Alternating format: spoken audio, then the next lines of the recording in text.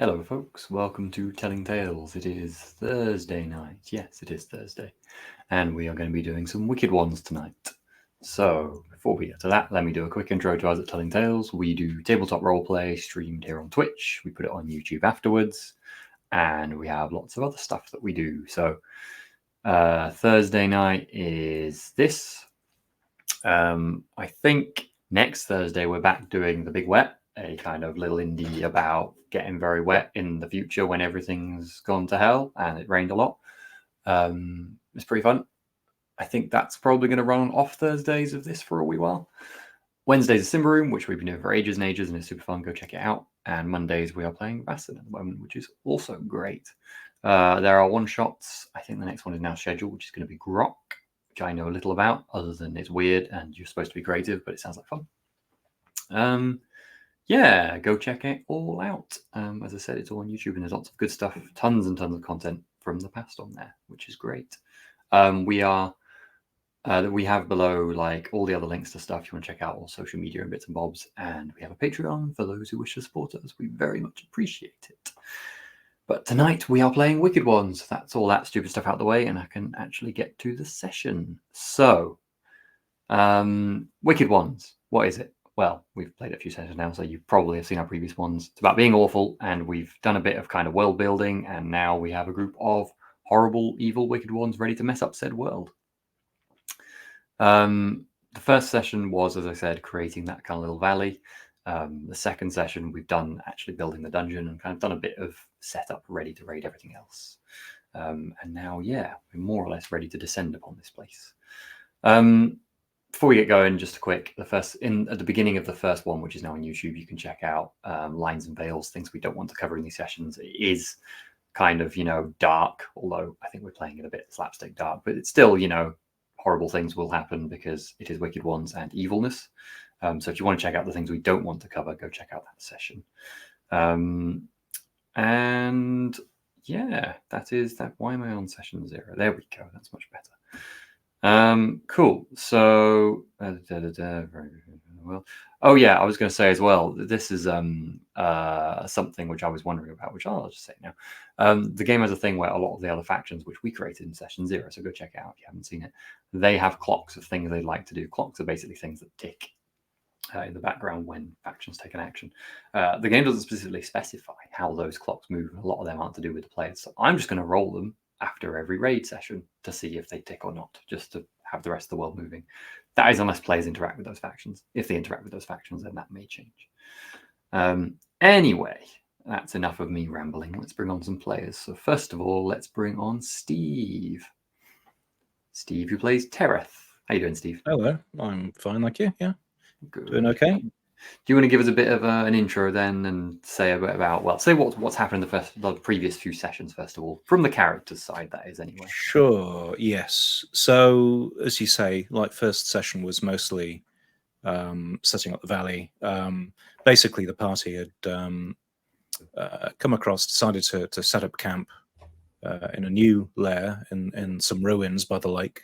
Mm-hmm. And we dispatched a couple of ill-fated humans to get there. Second episode was really mostly about dungeon creation. So now we get to sort of describe our new home. Mm-hmm. So we're running an enclave, which is sort of like a magical sort of facility, I guess. Sort of magic power courses through it. In the area around the place, we decided that the environment really was going to be best suited for dark whispers, illusions, and inclement weather. So it's really foggy. There are just sort of shifting shapes, things that you hear just under, just in the edges of your hearing. Mm-hmm. The dungeon it's old ruins, so it's a bit crypt-like in terms of the entrance to the place. We've got stone floors, worn worked stone. Mm. The light in the place is provided by bioluminescent mushrooms. So whenever a new area is cleared out, pretty quickly after that, little small mushrooms pop through onto the walls, and I feel like unsettlingly quickly. It's probably like you turn away to do something else, and you look back, and there's already a full-on mushroom there. And you're like, how did that even? But yeah, really, really handy from our point of view. It's nice mood lighting. There is this constant sort of almost imperceptible low bass hum that just sort of thrums. This whole magic energy of this place just causes a really unsettling noise that just sort of lingers through the place. The walls are covered in lichen as well, which deadens other sound, but this bass hum is always there.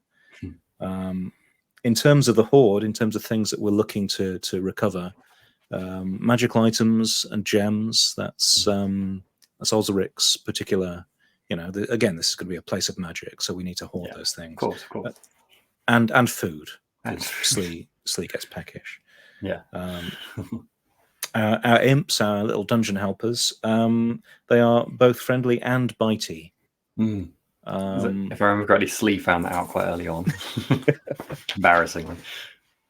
So that's all. No, that was Osric, wasn't it? Who got hit? It was, yes. It was Osric, yeah, and couldn't get it off. And then we went through and chose various rooms for the place. So we have the tier 3 room. The big one is a library.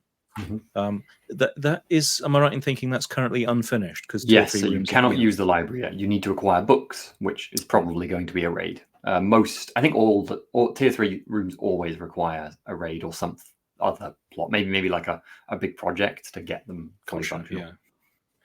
Yeah. So yes, we've got the library. We have a secret tunnel that heads off down to our sanctum. But yeah, we want to keep that sort of hidden away. There's a river that flows through the dungeon, sort of cutting off the library just in front of it, which is kind of useful. We have a minion layer, which is spooky and echoey. A creature layer, which is just by the river, which is filled with a sort of basically sort of cordyceps zombies, fallen so-called heroes that have tried to come to this place in the past. They are now infected with this sort of cordyceps-style fungus that controls them in a limited way. Very handy. The traits for those creatures are corrupted and terrifying. Yeah. And then, yes, we've got a locked door in front of the library, which isn't, no great shakes, but it's something there. Yes. There's a classic pit trap just off to one side. And there was a sign up, wasn't there, that said "Go back to the." Yeah. Did you check behind you for loot? Just to draw all the completionists to fall in there.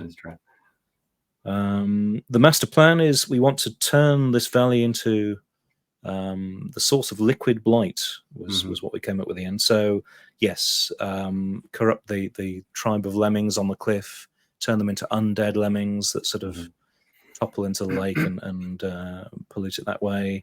And yes, maybe poisoning there are various groups that create beer or spirits, so we want to kind of poison that liquor somehow, and in so doing corrupt the whole valley and just turn it into a truly awful a source place of of blight. Death for the world. Yeah, exactly. And if it's possible to somehow combine lemmings and corrupting alcohol into one big master plot, which I don't quite know how it's going to happen yet, we'll see. That's the ideal here. We have time, and we have time. Other bits and pieces. Yes, we found notes from the mage that actually lived in this place before we did. We found notes from them about how rubbish their apprentices were. The apprentices are now in the tower in the lake. So that's a potential target for some nice magic items. And then we discussed vile friends, and one vile friend in particular, Osric's body snatcher friend, paid us a visit, and then rather forwardly asked us to swear fealty to his master, the vampire that's in league with the elves. It was elves, wasn't it? Yes, I think so. Like elves triad kind of enclave to the south. So that didn't go wonderfully. That was a blowback action. Beepo tried to threaten the body snatcher, which kind of worked. to a limited degree. Yeah. And then they were going to go off, and Slee decided to attempt to garrote them, which didn't work. Should have done in terms of, it was a good role, but obviously the body snatcher has hidden talents.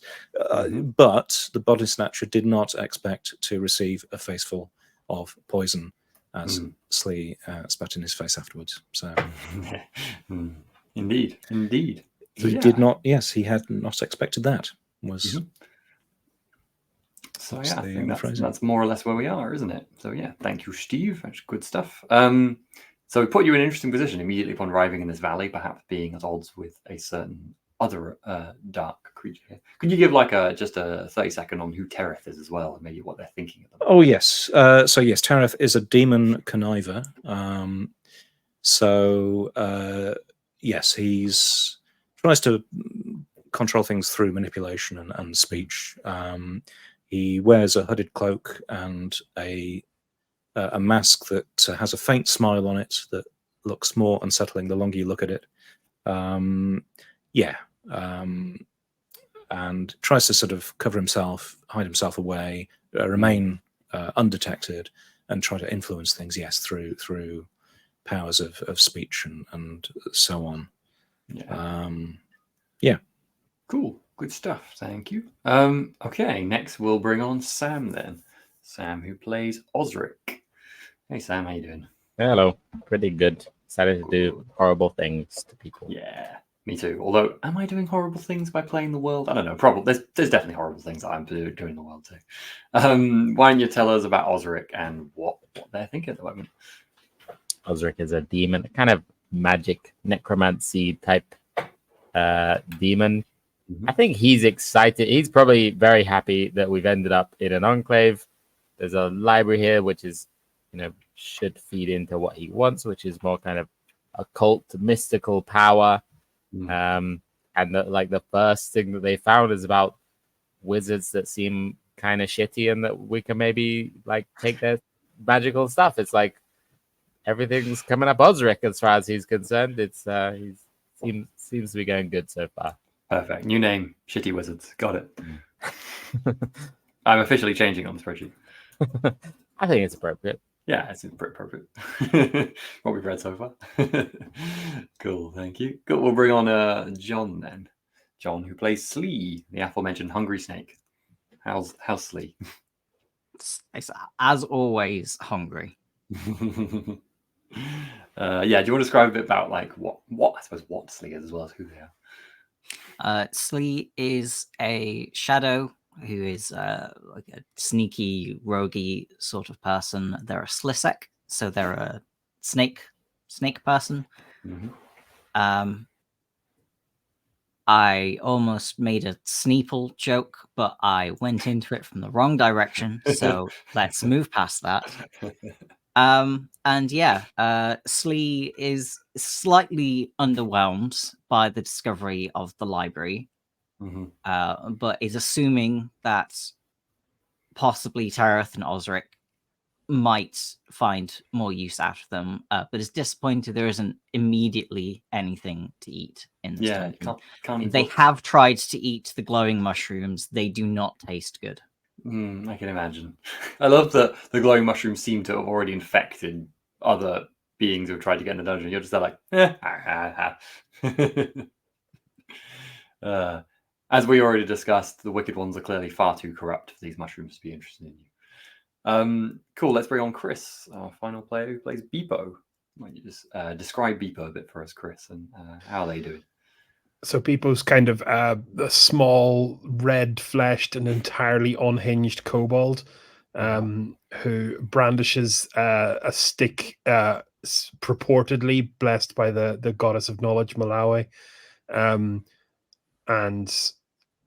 that's, his kind of grand scheme of things is just basically to build up a proper, decent cult and get to causing a little bit of havoc via those means.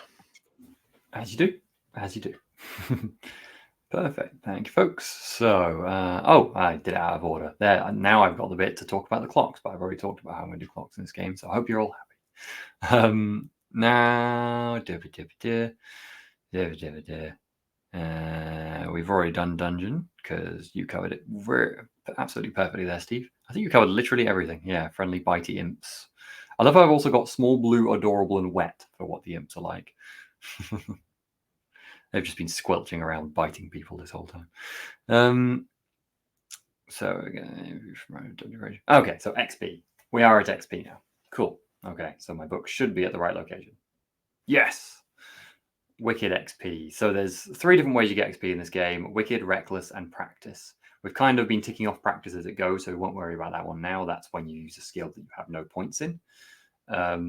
Wicked XP. So we've now had a bit of play. It's not really been a full cycle proper because we started the game up, but I figured we'd start now and then we'll do XP at the end of each session that's had a raid in it from now on. So it might not be every session. It's kind of from this point, if you see what I mean. So questions to ask each player, and you get 1 XP when you answer each of these questions. So yes. Did you make progress towards your master plan? This is as a group you either did or didn't. What do you think? Oh, yeah. I mean, yeah. We've found a dungeon. Yeah. Yeah, getting the dungeon. It's pretty big progress, I'd say. I mean, before you got here, you didn't even have a master plan. So you've got a master plan. That's progress. So yes, you all get 1 XP for that. These are all individual now. So these get a bit more specific. Did you jump into someone else's dungeon scene? How did you help fill the time between raids and invasions with interesting cuts of monster life? We haven't really had a lurking or in-between scene yet, so I suspect this will all be a no. But if someone's got a case to make, go ahead. Well, I think I did a good job threatening the body snatcher. I think that was kind of a bit of a linchpin, kind of semi-diplomatic moment. That's true, and you did succeed at it, right?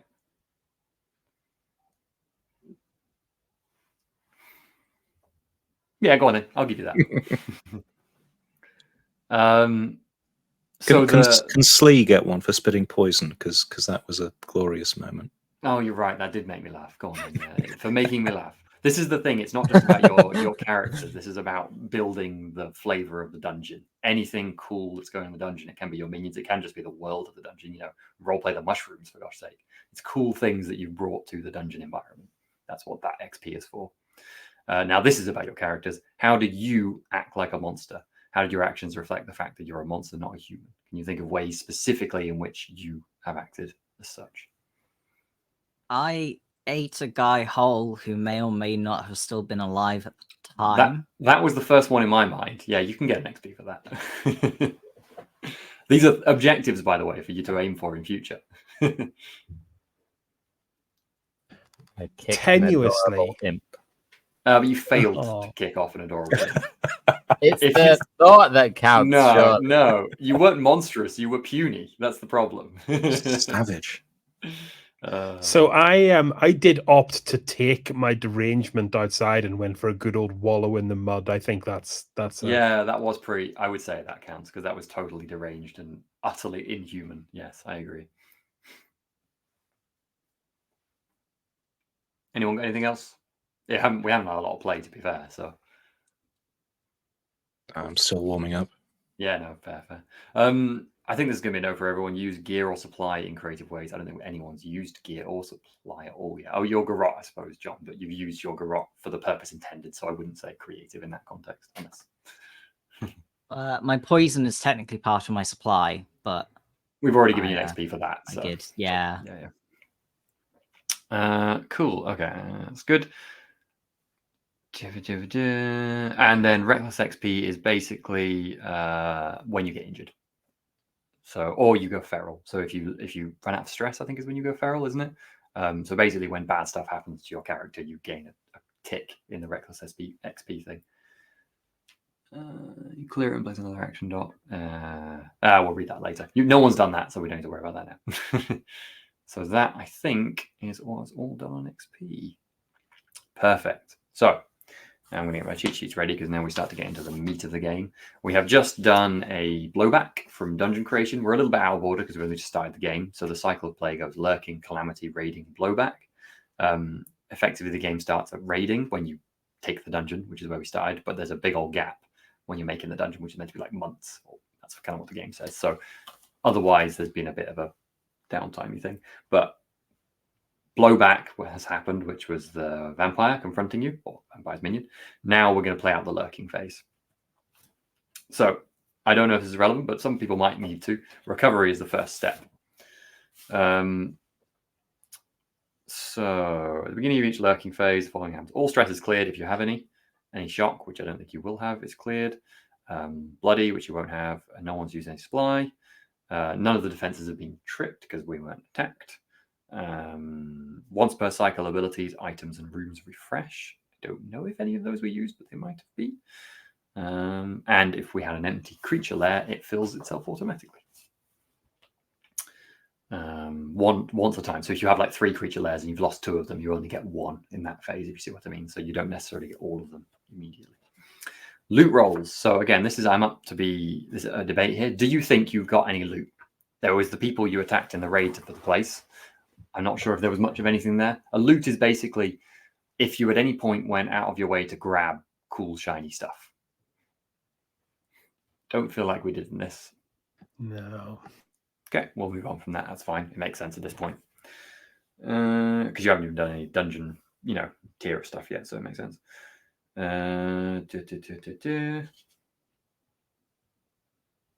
Okay. Now, wait, dungeon tier contributes. Do you get... No, we don't do the discovery roll because that's when dungeon tier increases. I'll skip from that one. Now we're straight on to downtime. Perfect. Okay, so I think you've all been having a vague thought about downtime actions. So this is basically the bit where you get to plot, do things you're doing between raids. You're kind of gathering intel, getting minion packs ready, doing bits to the dungeon itself, stuff like that. Most of these tend to be like safe actions, dominant position actions, because you're doing them in a safe situation. But for example, certain types of intel gathering might not be, depending on what you're doing. So does anyone want to go first? I think you've all been having a bit of a think about stuff you might like to do. Who wants to volunteer? Or I can just point to someone. Try roll a dice. We all like the dice.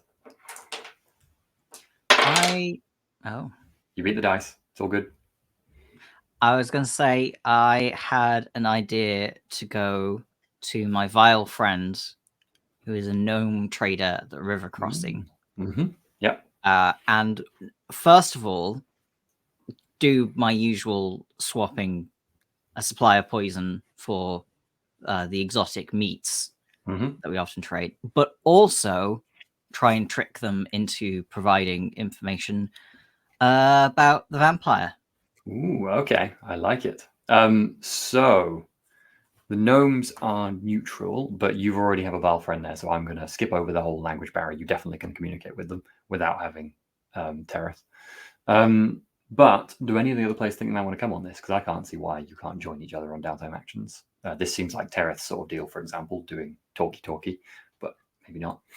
I mean, I was for my downtime action. I was definitely thinking the same sort of thing. So yeah, it makes sense. Yeah. You could always go somewhere else. You don't have to, both downtime actions on this. So maybe you have a joint group trip to 2 places or something if you're going to do something similar. So sounds good. Okay, so the both of you head to the what did I call it? Gnome Racketeers River Crossing. Should we bring up the map, John? We haven't seen the map yet, have we? Yeah, just... No, it's all right. So this is a group of gnomes. I'll read my little text here. A family of gnomes moved into an abandoned river crossing and now monopolizing the crossing and passage down the stream, and describe them as ambitious.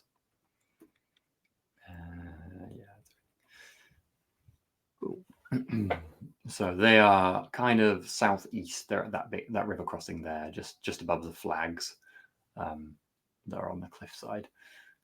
So I think you probably leave the dungeon early, just at sunset, just before dark hits. Kind of the safety of night is usually when you want to travel above the surface, and then head straight into the woodland. You don't have to like roleplay specifically. I'm just curious, what do you do about the witches? Do you circle as far away from them as possible, or are you kind of trying to get a look while you're passing? What's the kind of thinking there? You could have a scene for it if you want to, think of it between yourselves. I think my urge would be to circle as far away as possible. Mm-hmm. And keep to the shadows, obviously. Is Terrace curious, or you can agree with that? I think for the moment, given the position we're in with, surprise vampire interactions, yes, I think limiting the number of people we somehow annoy or surprise, or let's stick to the shadows for now. And sounds good. Sounds good. I love looking at your dark impulses whenever I ask these sort of questions. Like, is there any way I should make it feel? I'm like, damn it! If only Sam was on this one. You're obsessed would be very tempting in this moment. Cool. Now you wander by. I think you maybe get some dark orange glows through the forest, and you're vaguely aware of like a magical presence nearby, but no, don't want to worry about that now. Maybe you skirt the edge of the river, and before dawn, you arrive at the gnome racketeers hideout. They actually mostly live underneath the building. Gnomes don't like to live in big human buildings, so they've kind of dug little tunnels underneath, and they mainly use the building above as kind of storage and the like. So what are you doing? I don't think that the trading with me is entirely above board, though every gnome would probably strike a similar deal if they had a chance. So I think we have a secret signal, which is a hollow tree stump, sort of just a little bit of a way. Okay. Like there's a few marks on the maps, and like one of those little marks that's closest. Yeah, it's like a hollowed out tree stump. Makes sense. Hit it with a stick, and I wait for my friends to appear. Oh, are you going to make me name them? No. This game doesn't bother with names. You can do if you want to, but it's more. I give more of a descriptive name, something like I don't know. The friendly what did you say they were trading? Yeah, the friendly racketeer. What did you say they were trading with you? Exotic meats. Yeah. No meat trader.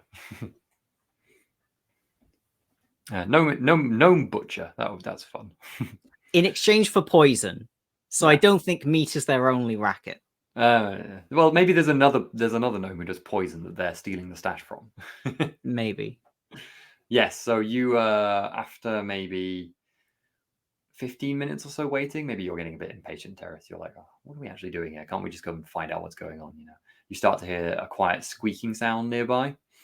And as you both look in the dawn light, you can see a small handcart being pulled by an even smaller gnome coming towards you. The handcart is already draped with various stinking meats, and you can see bottles of various colors inside. Where are you? Where are you?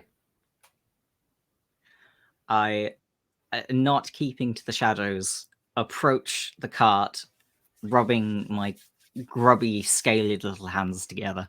Nicely, it's been a while. You got anything good for me? Can't you smell it? Oh, I can. Have you got anything good for me? Oh, he's your friend. Is this Terrace? I will bow deeply. Posh one. You got an empty jar for me? Bustling with jars and like, Hand it like back. you'd expect someone would be like, ew, about that, but the gnome is like greedy. They're like, yes, and doing it instead, like almost trying to reach towards you as you do it. And it's like a proper, like it's a spit, but it's also kind of like a sneeze. Like their like heads. They wear a cloak hood. That's not what I'm talking about. Their actual like snake hood like rears out, and their fangs like burst out like into the jar. Okay, love it. It's a surprisingly violent movement. Yeah, of course. I realize at this point I have no idea what this downtime action's actual intention is. So my aim is to gather information about the vampire. And my aim is, obviously as a noble trader, obviously, I can't just ask you questions about all of your customers. So I would never ask you about if there are any vampires in the area. But if there were vampires in the area, then what would you say about them? Well, if there were vampires in the area, I would obviously stock my cart with things like this. And yeah, there's lots of like garlicky looking poisons in the cart. These are really effective against vampires that totally aren't here, or I can't guarantee the presence of here anyway.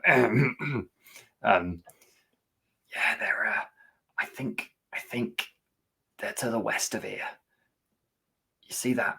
You see that light on the horizon over there? That's a village called Starvington. South of there, I think I've heard stories about a vampire anyway. Might be eating them villagers, or I don't know, something with them. Hasn't come here though. I've never seen him here. Oh, there's an old man I've seen around sometimes. What was that? Nothing. Just something I've got in the cart. Do you have any of that spare garlic? Well, it's not going to spare. What you got for it? What, Just I've giving always you them got for it. meats. Like, you can give me them meats back and I'll trade you. No.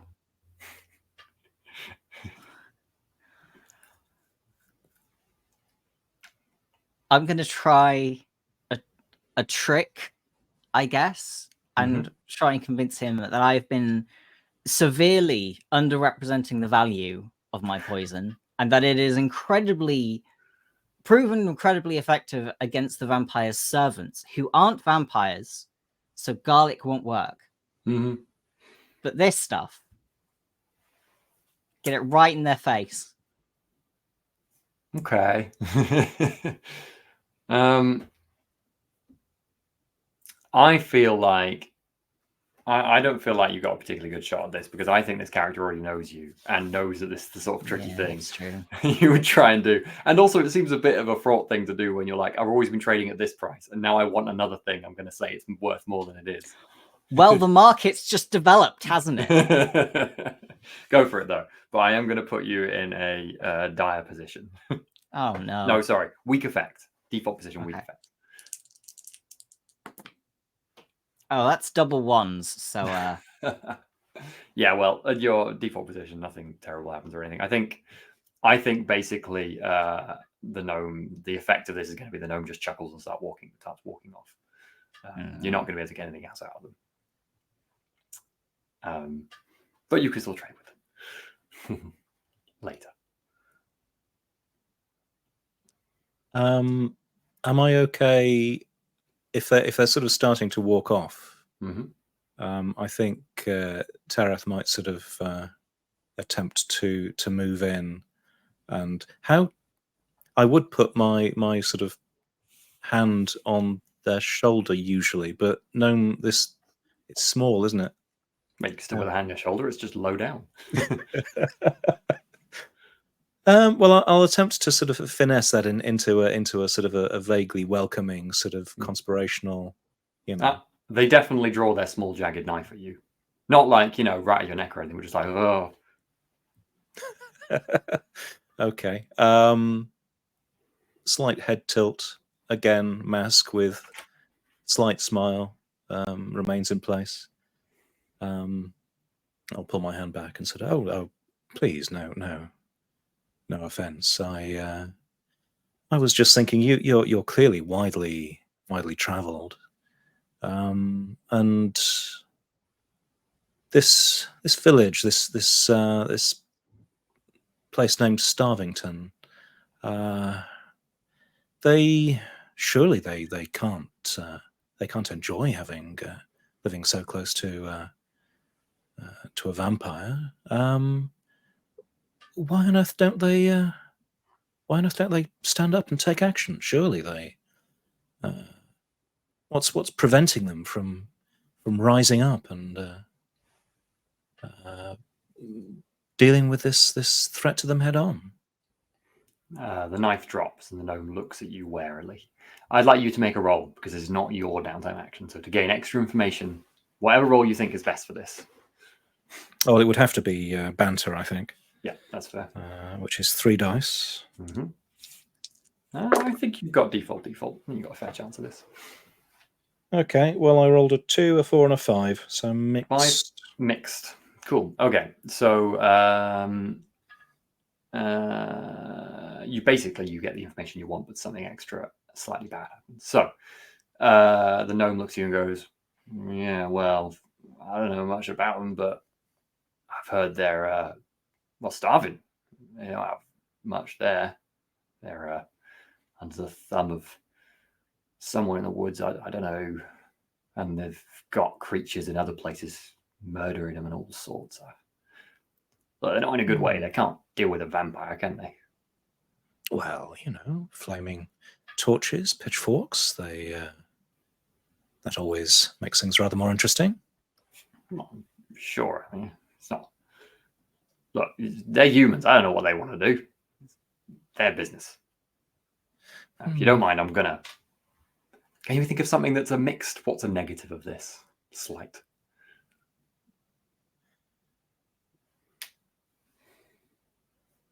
I do have an idea.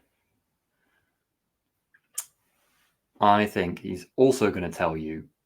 I think it's under the thumb of someone in the woods. Maybe them witches. I don't know. So your mixed is that you get information that Starvington is being manipulated by the witches or controlled by the witches, which we as players know is incorrect.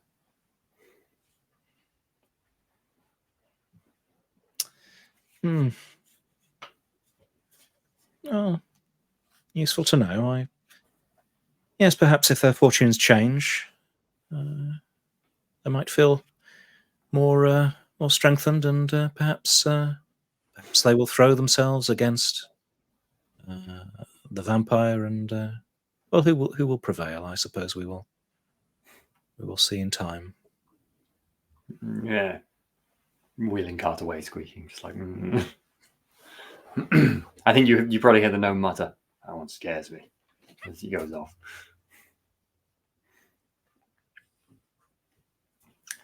Cool. If you are all happy with that scene, John, I think. Well, shall we move straight into Terrace downtime? Assuming your downtime is also above ground conniving. Is that fair, Steve?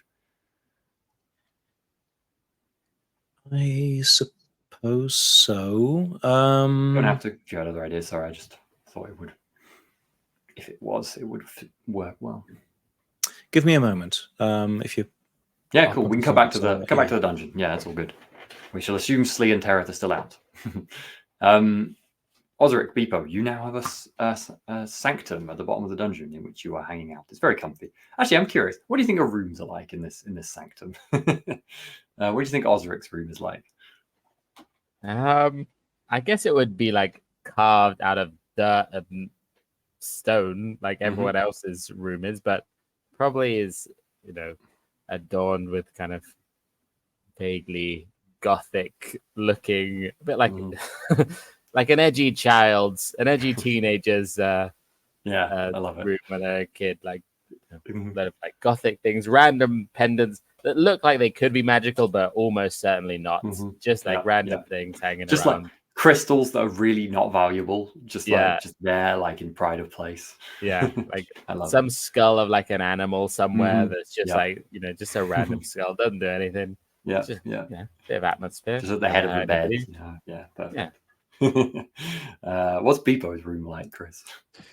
Beepo's room is likewise another small kind of alcove. Just absolute chaos of kind of junk and items, some of which you reckon may have been stolen from the other members of the dungeon, but absolutely nothing valuable. A few books here and there, and like no real bed, just a den of maybe some old torn book pages. Love it. Do you think there's a collection of sticks, or is there? No. There's only ever one stick. The stick. Of course. Cool. Well, I want you, Sam, first. So, shall we? You have an idea for your downtime action for Osric? I like the idea that you suggested to me for the downtime action of starting a project. I don't know how long we think this would take, how big of a project in terms of clock size it would be, but to try and basically steal the body snatcher as a minion from the vampire to become our own minion or at least more allied with us than he is with the vampire. Mhm. It could be a bit of a double agent at some points in this. Could be helpful. But yeah, I mean, I think probably the first step of that would be Osric meeting him. Like, presumably he knows, maybe he has like a hut somewhere that he goes to, or like, that kind of thing. Yeah, I reckon so. I think that's fair. So I think you probably have an idea of how to find him. It's like, well, you're wicked friends. Although you haven't been in this place before, you've heard things. You have kind of tracks that you'd know, like, oh wait, that's that one. So even you don't necessarily have to go to where they are, but you'd kind of be like, you'd end up meeting them in the woods. So perhaps you're out just looking one night, and then you come across a sign or something. You're like, and then you end up finding them. I think the body snatcher maybe. You get the whiff of death through the trees. You're not actually that far from the dungeon here. You get the whiff of death through the trees in the forest when you're out looking around one evening, and you find yourself at a grave site in the middle of the woods. It's not a big graveyard with just a couple of gravestones, and then you hear someone shuffling about, digging in one of the grave spots, and lo and behold, this is the body snatcher. He hasn't seen you yet. Okay. I'll approach and say, I thought I might find you here. Osric, it's good to see you. You too, friend. Is a busy night for you. Hard at work, I see. Always. By the way, he's not using a shovel. He's just clawing at the ground with his hands. Okay, nice. I respect it. There are easier ways to raise the dead, body snatcher. Yes, but not as satisfying as this, surely. No, maybe not. But to each their own. We're in similar lines of work. Like we can have mutual respect while understanding our differences. Me and my friends have been troubled by meeting the other evening about your, I don't know what to call him, your liege, your... He's a master. That's the easiest master. way. He's been good to me of late, taught me some new things, but I don't know. Sometimes I get a little bored, I suppose. He doesn't get out much. Yeah, I mean, how old is he? Has he been around long? Something like 600 or 700 years, I think. Wow, very old. Well, yes, I think he rather got a bit bored of, everything a few hundred years ago. Doesn't really get out very much. But I was a bit pained when he told me to come and, bother you. I rather do like you, Osric, to be honest, and it's... he doesn't really want things to change, Yeah, I mean, we knew a vampire down south, and at that, younger than that, but I mean, he had a whole castle, a whole town under his control that worshipped him. It seems strange to have such an old vampire in, from what I understand, a bit of a hovel to the south of the village, relying on the help of other people. It seems strange that he could be so old yet so uninfluential in the region. I think the body snatcher stops digging for a moment and goes, brings a hand up to his face, which is covered in muck, and just covers his face in muck. He goes, "What are you trying to say?" Well, I'm just surprised. Sorry, I don't mean to offend, of course. I'm sure he must be powerful in some way. I haven't seen it myself, but I haven't felt any magical powers or necromantic energies. When I was around this other vampire, I mean, you could sense his power for miles around. It was unbelievable. But Can you make a roll, Sam? I want to have some roll for Osric here in this, whatever it's going to be. If you want to make like a necromancy roll, I would take that too. It doesn't have to be I do have trick with 2 points in it, so maybe that feels. Yeah, this is not a true story. Yeah. So we'll go for trick. Mm-hmm.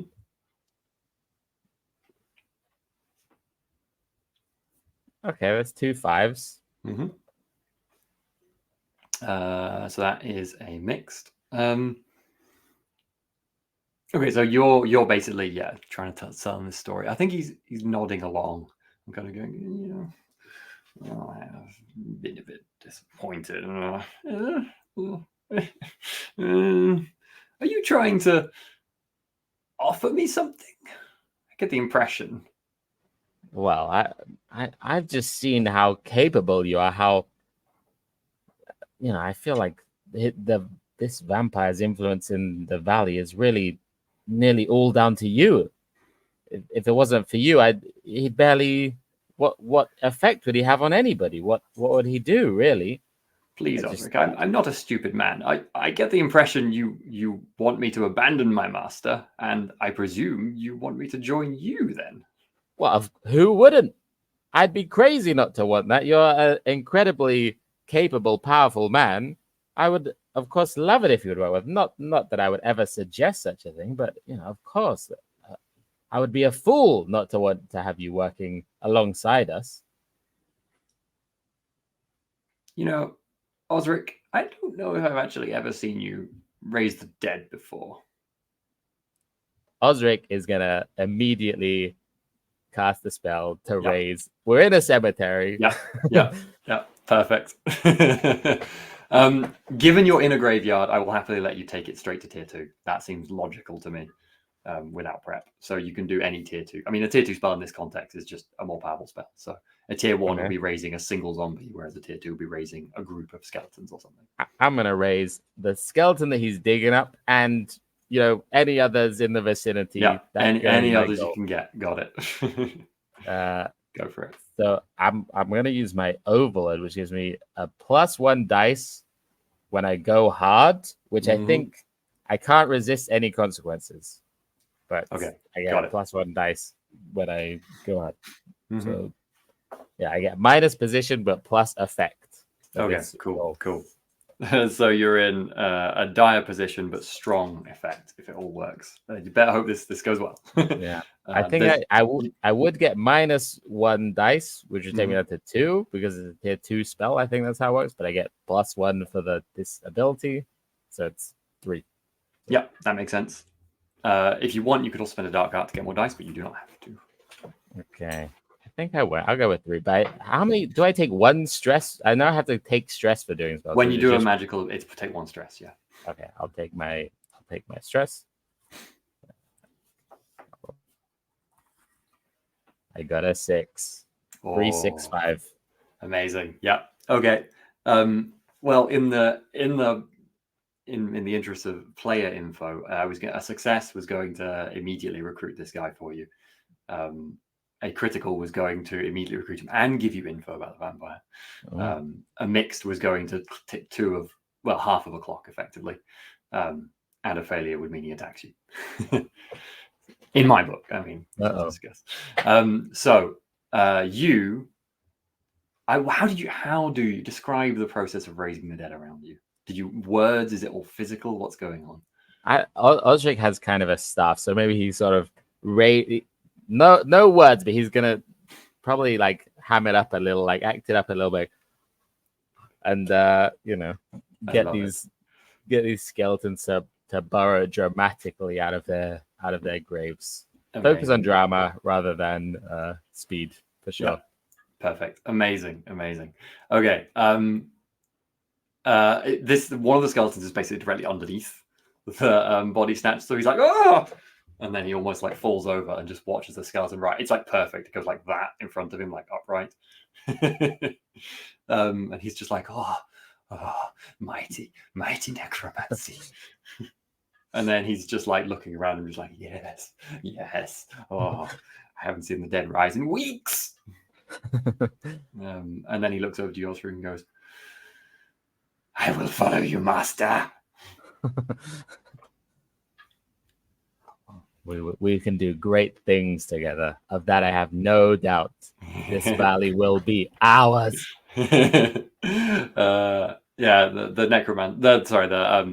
body snatcher goes and does his cackle. Perfect. You have successfully recruited a minion. Minions can be multiple or single individuals. Your minion is the body snatcher. You put him down as that. I think they have abilities, don't they, that come with them. And I'm trying to find the part in the book that talks about minions, and minion comes up 333 times, so I'm not finding it quickly. So we will get there at some point. But I believe I'm going to give your minion a level up because he's a named character and you've spent your wicked friend to get him, so that seems only fair.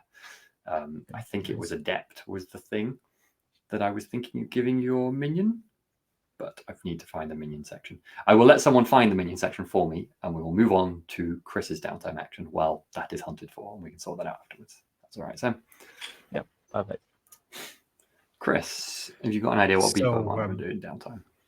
I also want some minions, but it needs to be done in a special, be popular manner. So in order to get to this grand goal of finally getting my cult started, I'm going to basically intimidate the adorable friends in the dungeon to start building me a new room. So I'm going to spend my point to intimidate the minions to build an extra room, improve the dungeon. Perfect. Okay, so the imps in the dungeon, they bite you aplenty in the process of building you a new room. So what room were you going for? Another kind of minion layer. Perfect. Okay, cool. That sounds good. So minion layers allow you to choose where minions start at dungeon raiding. So it's quite useful to think about where they go in the positioning as well. We don't have to draw that now. We'll see if we decide to draw that now or not after we've done this. But we probably should at least note down where it should go. Are you all right to bring up the dungeon map for a sec, John? And we can at least think about where it goes and neat it out later on. Yeah, it'll give me a wee minute, but I can. No problem. So as I said, minion layers. The book isn't strict about having minion layers for minions. You know, it's not like you need them to have minions, but minions do get upset without minion layers. Well, you need a minion layer before you can have any minions, but you don't need one for each pack of minions. If you see what I mean. But minions do get upset if they don't have enough minion layers, and it also allows you to choose where they. No, is that a guard post that allows you to choose where they start? No, I'm getting it mixed up. Anyway, it does some things. We can look up at a later point. It's useful. I would be interested in thinking about what sort of minion layer Beepo is creating here as well. I can almost imagine Beepo creating a minion layer with a certain intention, like small fairy things are going to live here or something like that. I don't know. Yeah, kind of. So remember, kind of last session, I had requested a fireplace. Oh yeah. I think kind of I'll build this out in future actions, assuming I have the currency to do it with. But I think that fireplace is going to be like a portal through to a kind of a place that would be kind of kobold friendly, but not necessarily kind of looking for kobold minions, but definitely built by a kobold, probably for kobolds. Gotcha. Okay, intending for small creatures like you. Yeah, that makes sense. A small kind of fire aligned creatures. Perfect. Okay. Yeah, so I've got it now. A minion layer. Assign a single pack of minions to this room. These minions get morale. Okay, so it does say assign a single pack of minions to this room. So I will interpret that as you need a minion layer per minion. That makes sense. These minions get morale each recovery and take +1 when defending the room against invaders. Give it 2 atmospheric traits from the minor runes list, which are bright, cold, cluttered, crumbling, dim, echoing, hot, noisy, silent, smelly, or spooky. Any of those take your fancy, Chris? I think hot, definitely. Bright, cold, cluttered, crumbling, dim, echoing, noisy, silent, smelly, spooky. Maybe smelly. I was thinking smelly, but maybe also cluttered. I think hot and cluttered is cluttered, good, kind of. What a lovely place to be. So minions do not start there, so it matters less where the minion layer goes. Any preference where we'd put it? Again, I'd probably say you first, Chris, but anyone else really? So I think kind of off, if you go like straight across on the west, yeah, I think you just put a line exactly where I was thinking, and like the fake fireplace that will eventually be a real fake fireplace rather than just a fake fireplace will be there in the gap, and then it'll be off the back in. I like it. There. Perfect. Cool. And that is going to be cluttered and hot. Thank you, John. Okay, so we've still got Terrace downtime action, and we still need to sort out the minion for Sam. I know someone did post the minion page in the thing, 192. Thank you. 192. Let's do that quickly while we're thinking about it. No,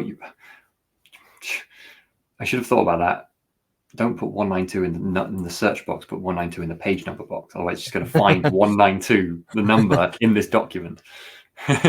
Okay, minions are packs of minor monsters, usually humanoid, that can follow your orders. Each player has 1 minion slot, which they can fill with minions by paying gold to hire them, or coercing them to join you with a downtime action. So once you have gold, do you have gold to start with? Is gold a thing? No. Once you have gold, you can just buy them as well. So you don't necessarily have to spend your downtime actions. If your minion dies or is routed, you will have to spend gold again. I think maybe use another downtime action. And you can pay to make them do things as well, so you have extra actions once you've got them. Probably not this round though, so not that you could pay anyway.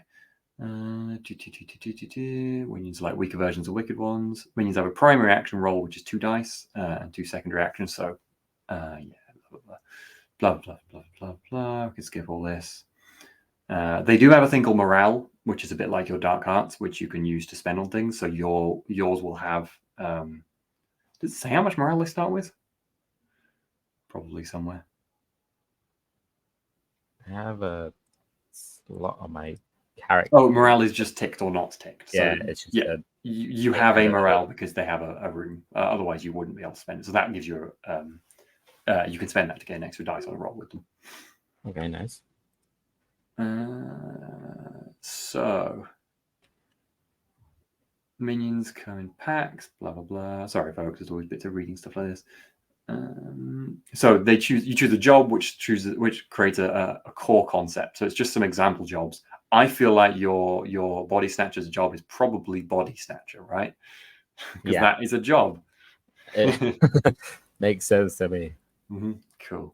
And then assign 1 primary action and 2 secondary actions. So this is like the skills. Job title is like these. So for example, builders would have smash and tinker. Or scouts have scan and skulk. So I feel like invoke is probably going to be maybe the secondary or one of the secondaries of maybe skulk would be the first one for a body snatcher. That seems good. And then invoke, and I don't know what else at the moment.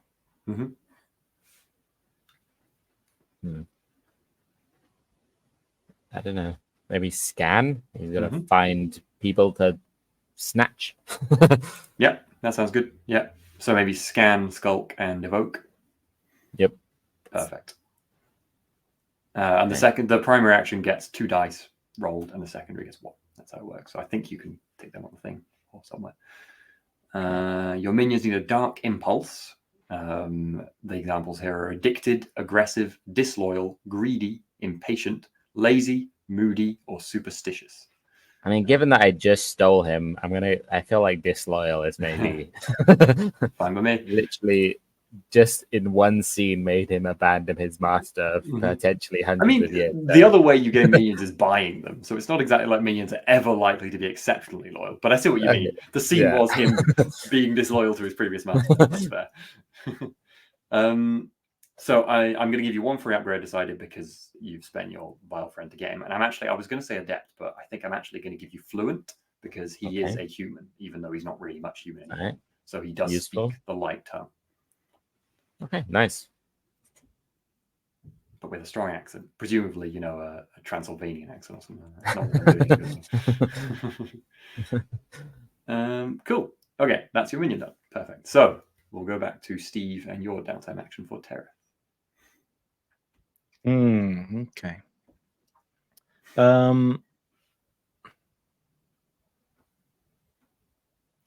Yeah, I think given the things that happened last time round, I think Terath is definitely sort of locked on ways of weakening this vampire. So I don't know whether this would be starting off as a contact or just starting a project, but the idea of maybe trying to embolden Starvington. Okay. It could be a project, actually. I guess there's going to be various activities that would... I think so. I feel like that's probably... you're starting a project by doing this. Yeah. So ideas maybe like trying to find ways of getting them more food temporarily, You know, maybe telling a few stories about how the vampire's been weakened, and now is the opportunity to take up arms, and and then if we can tie that in with a raid that we do. Yeah, that sounds good. So, are you going to Starvington to spread these rumors? Or are you just trying to kind of get things spread among traders who might be going that way? What's your kind of intention? I think initially, well, I think the food thing is probably we're going to have to get them well fed initially, just to give them a bit more pep, a bit more energy. So maybe, I don't know, maybe doing deals with traders or something, maybe getting them a bit of extra food. Just make them think that life is looking up, that things are finally working in their favor. And then we can swoop in and start laying the groundwork for. So probably talking to traders. Okay. Now, bearing in mind that you are a demon, and the traders are likely to be light creatures, I would like to have a scene where this occurs. How are you approaching it? And is Slee still here? Did you travel together? I'm happy for this to be kind of, you've gone along the road a little way to do this. I think what probably happened is you camped out in the woodland edge during the day because you didn't want to travel during the daylight because it was too dangerous. And then now night has fallen again, you're traveling along the road a wee bit before you head back north to the dungeon. So are you both still together, Slee, do you think? I think unless Tereth had specifically asked, Slee would probably have gone back to the Enclave to consume their meats, because they don't like moving after a meal. So they'd want to be in bed when they gorge themselves. Yeah. But if Tereth wants Slee to stay around in case things go south, then Slee will do that with a minimal amount of stroking the meat. Oh God, Sean, you can't. I don't believe I could have said that. Any other phrasing? Well, any other way to order those words? You've got your monstrous XP. Wow, that's. Anyone want to clip stroking the meat? No, Stop saying it. My God. Tara, do you want banned in a minute? My God. I think so.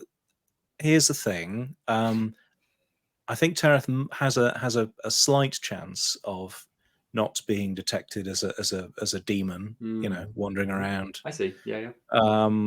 Slee is a wee bit snake-like. For general.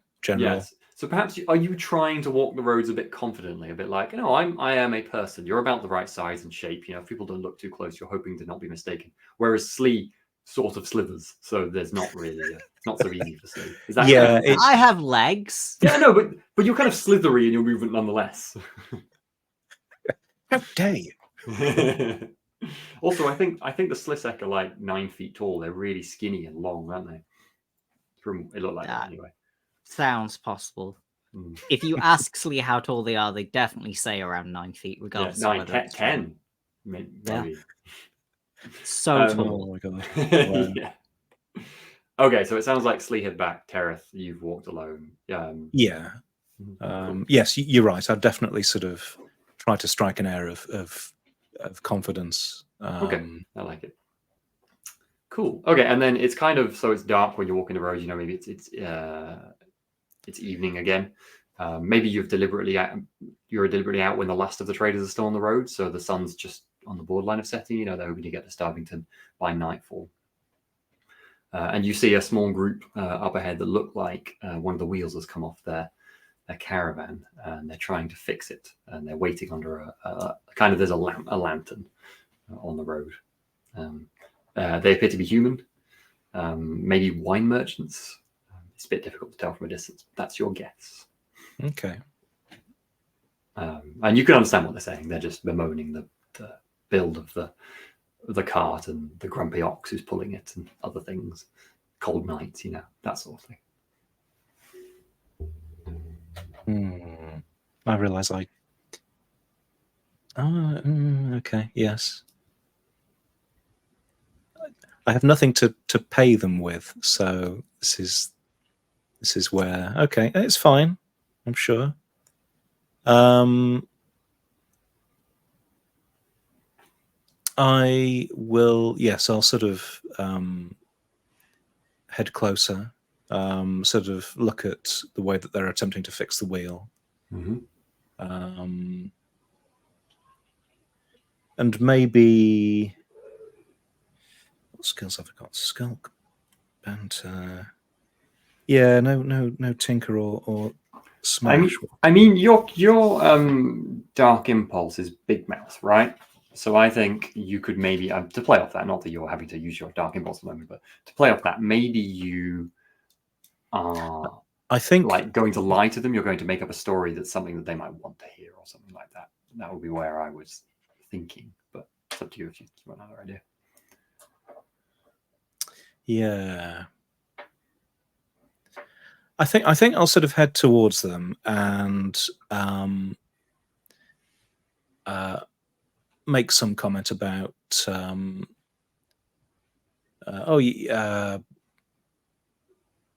you'll find it a lot easier to replace that wheel if you use one of those branches over there. You can use that for leverage. Lift the. You scare me. Don't come out of the dark like that. All right, stranger, where are you from? You got a strange accent. Oh, I travel around. Kind of look at you in the dark. You're kind of at the edge of the lamplight, so they can't see you very properly. Just at the edge. You're fine. They're like, I haven't seen you before. Where you come from? Late to be traveling alone. Oh, the roads are kind to me. I don't have any particular worries in this place. I find if you travel hopefully, then well, the world is kind. There's three of them, 2 men and a woman. The guy who's talking to you is kind of watching you. He's just casually. He doesn't seem actually that interested. The woman behind him, she's sitting down watching them both, and you can see she's got her hand on the hilt of a sword. She's eyeing you suspiciously. The other man seems to be a younger man. Maybe he's actually their son. You're not sure.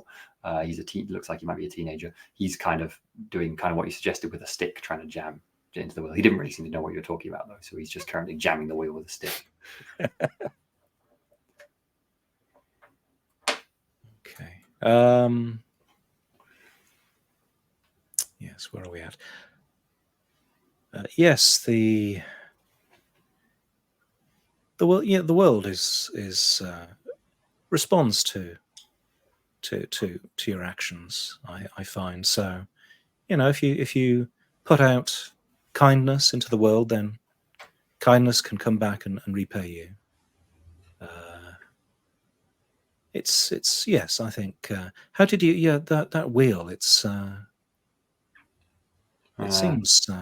The ox is always grumpy. Just pulled too hard in a pothole and knocked the damn thing off. Couldn't afford a spare. Gonna have to jimmy it somehow. Well, perhaps I can soothe your ox, and I'll head over to it. Yeah. The ox, I think, is a little out of the light, so you could totally walk around to the ox without being fully in the light as well, because the cart itself is dead underneath. None of them really make a move. I think none of them are quite sure. I think they're definitely all a bit weirded out by you and don't just want to approach you.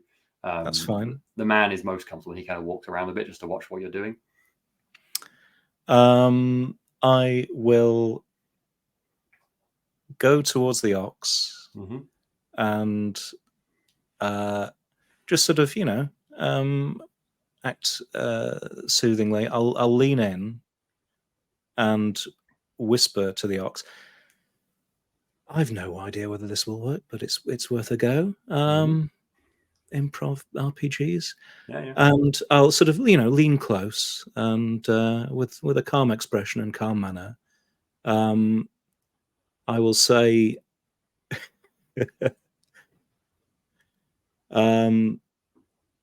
if you fuck around, you're going to end up dead. You're going to end up. They'll eat you as quick as anything. I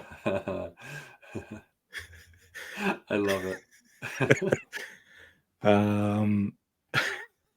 Yeah. And then give it a friendly pat and a knowing look. There's some sort of roll here, but I don't know what. Breaking the RPG already. Yeah, make the case for a roll. Roll to intimidate Ox. Threaten? Yeah, I think you are threatening I have the 1 Ox. point in threaten. Yes. It doesn't really count as banter, does it? No, you're definitely not bantering with the Ox. I don't think you could banter with the Ox. No. But you can threaten an Ox. Yeah, it doesn't actually have to understand me, I guess. But No. I'm kind of... I mean, I don't think it has demons around very often. I think you are genuinely threatening. You know, if a human did this, it would just be like, what? But you have a different air to you. So no, I think you've got a decent chance. You've got a default on this at least. Cool. Okay. Well, I have 1 point in threaten. I am going to use a dark heart to add another die. So 2 dice. 1 and a 3. That doesn't work. Oh no. Okay. How does this go wrong? So the oxen does not seem to register at all what you say. And it's actually kind of bucking around a little bit. You know, you're trying to calm it and make it relax, and it's not. And it bucks directly into you and throws you back, and you fall slightly into the lamplight, and your mask comes off your head. And the other two can't see you, but the man can, and he sees you are not human. He's not holding a weapon, but he goes, what are you?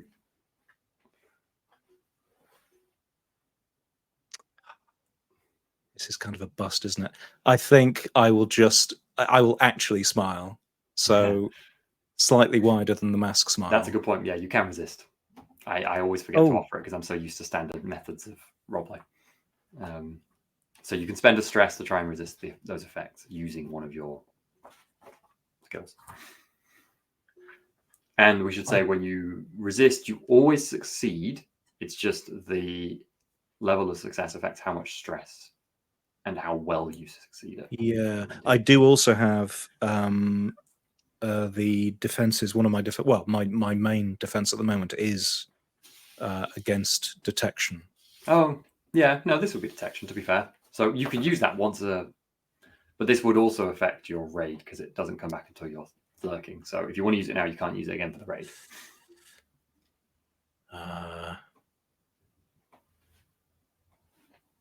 I'm kind of tempted just to throw this off as a bad job and just smile and then disappear into the darkness. Yeah, that's fine. That's fine. I would like to you to make a roll to do that successful, but if that's what you want to do, just take it back. Yeah, go on. They're not, you know, they're still at least a few meters from you. They're not about to jump on you, so you're pretty sure you could get away.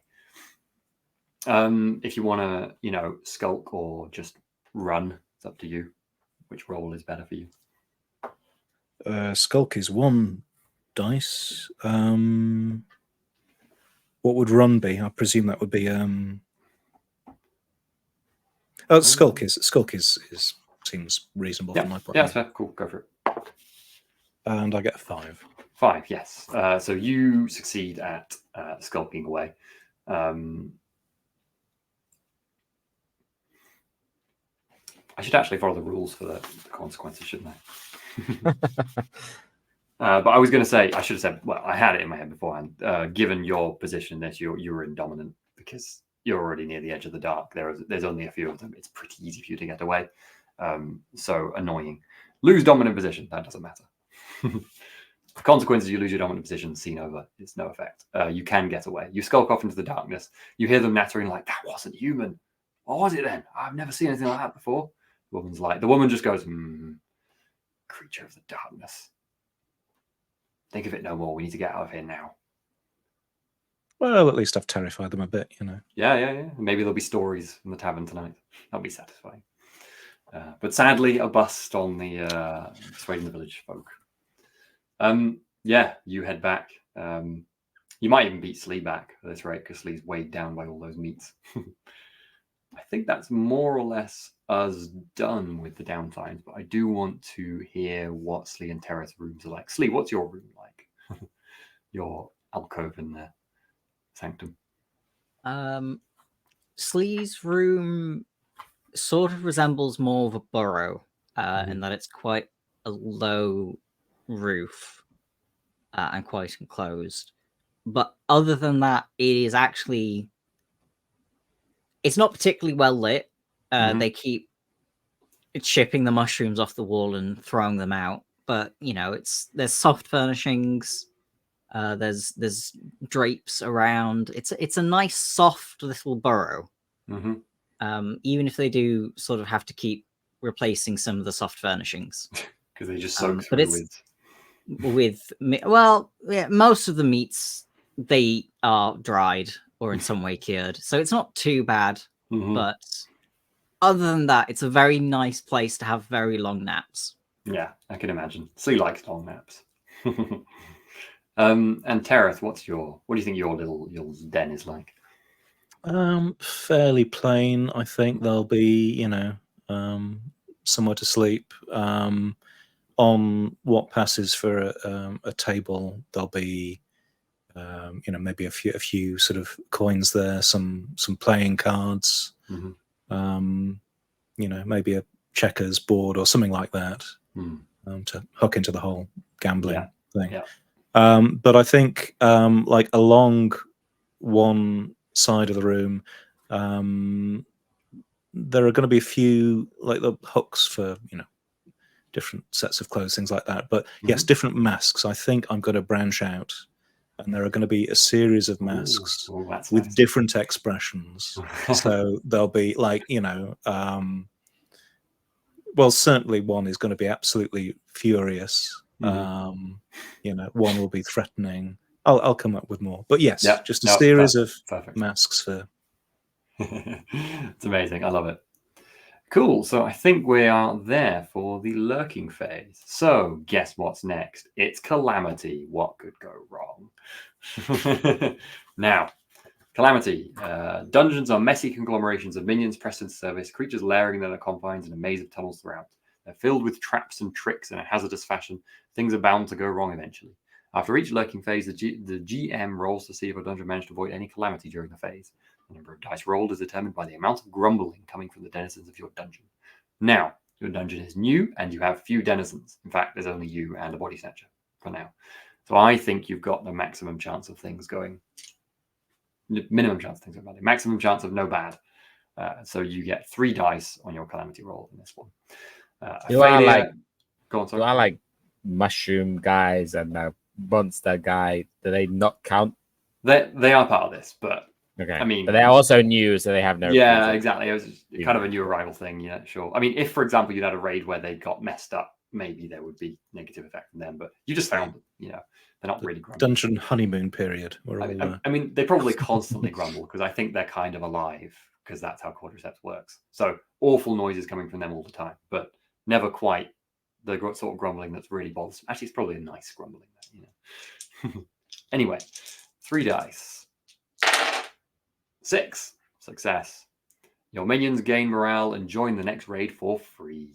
So I think you've already got morale. Although you can get 2 morale, you can have an X because that's, I think, how those boxes work.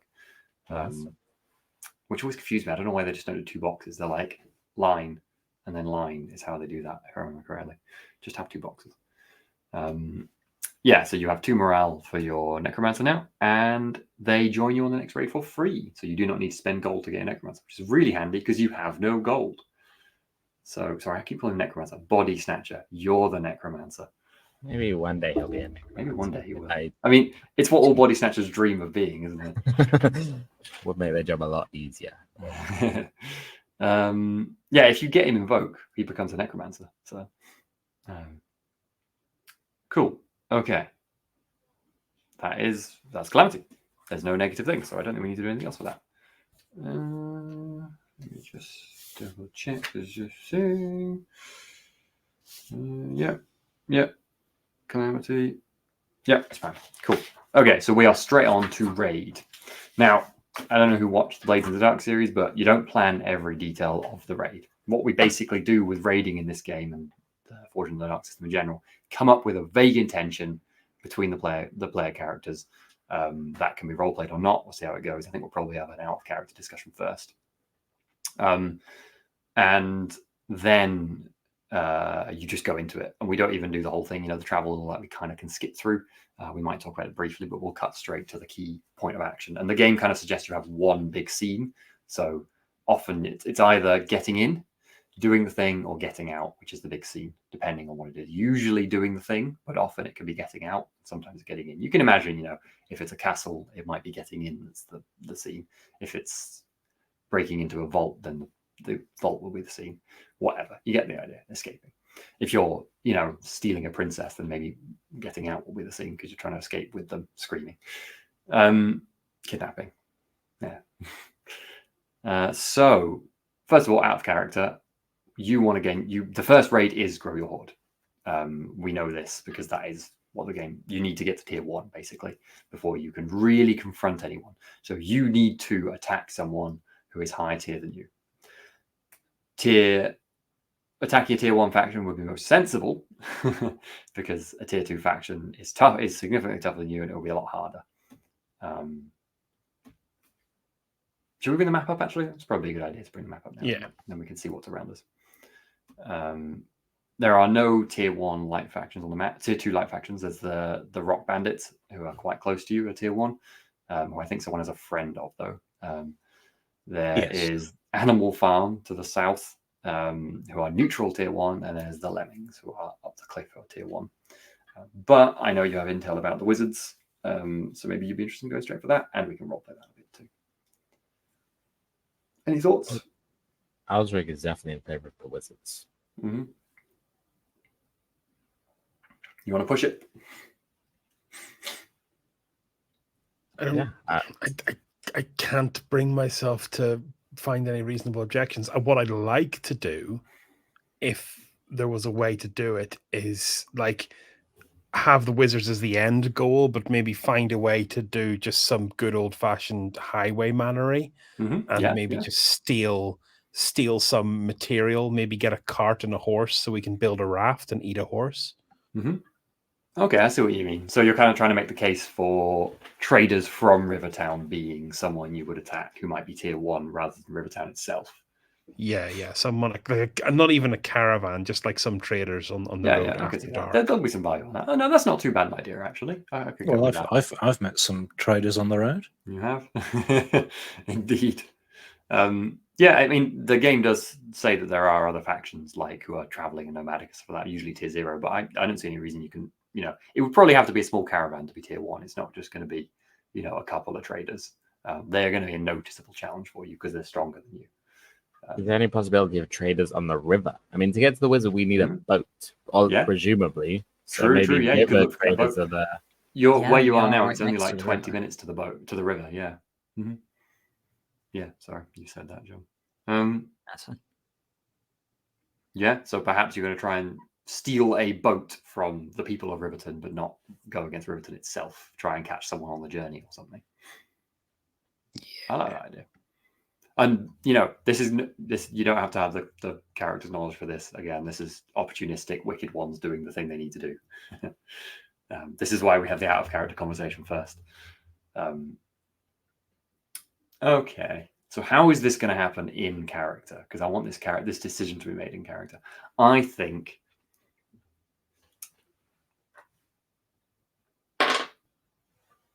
one, two. Okay, Tereth, Osric, and Beepo, you are in the sanctum. You are yelling at each other about where to go and steal money from. Osric, you start because you want to go to the wizards. We can destroy these wizards. They have, who knows what artifacts they might have there. The power that we could gain from these wizards is unimaginable. In one fell swoop, we could be controlling the entire valley. How are you gonna get there, you bloody paladin? Swim? Float? I suppose it's a fair point, but as we need to head to the wizards. As long as we're aiming for the wizards, we're on the right track. The wizards must get there somehow. They must have supplies or something that arrive on their island. You do raise a a good point. Who knows what powerful artifacts they have? If we attack them head on,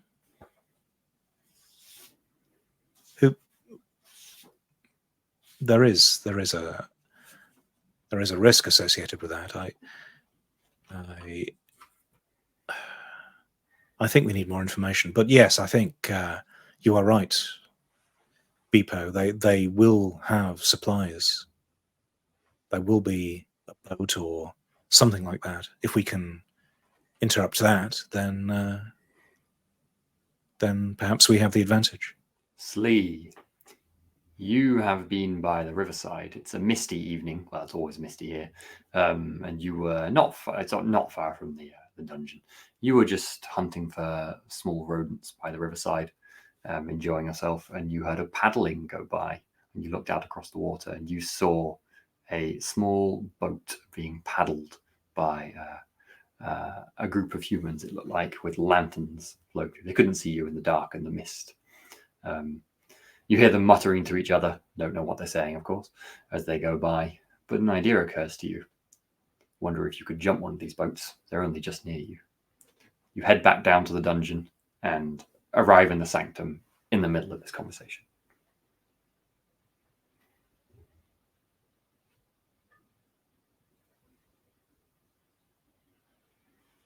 Well, you'll never guess what I've just seen. A mouse? 3 I lemmings wish. dancing. Huge carriage right across the water, all the way down from the gnomes up to whatever's up there. Fastest thing I've ever seen. Whizzed right past. Love it. What is it? A boat? A boat is the fastest thing you've ever seen? It was a very fast boat.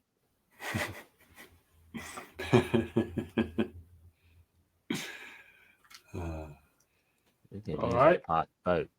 We can use a fast boat.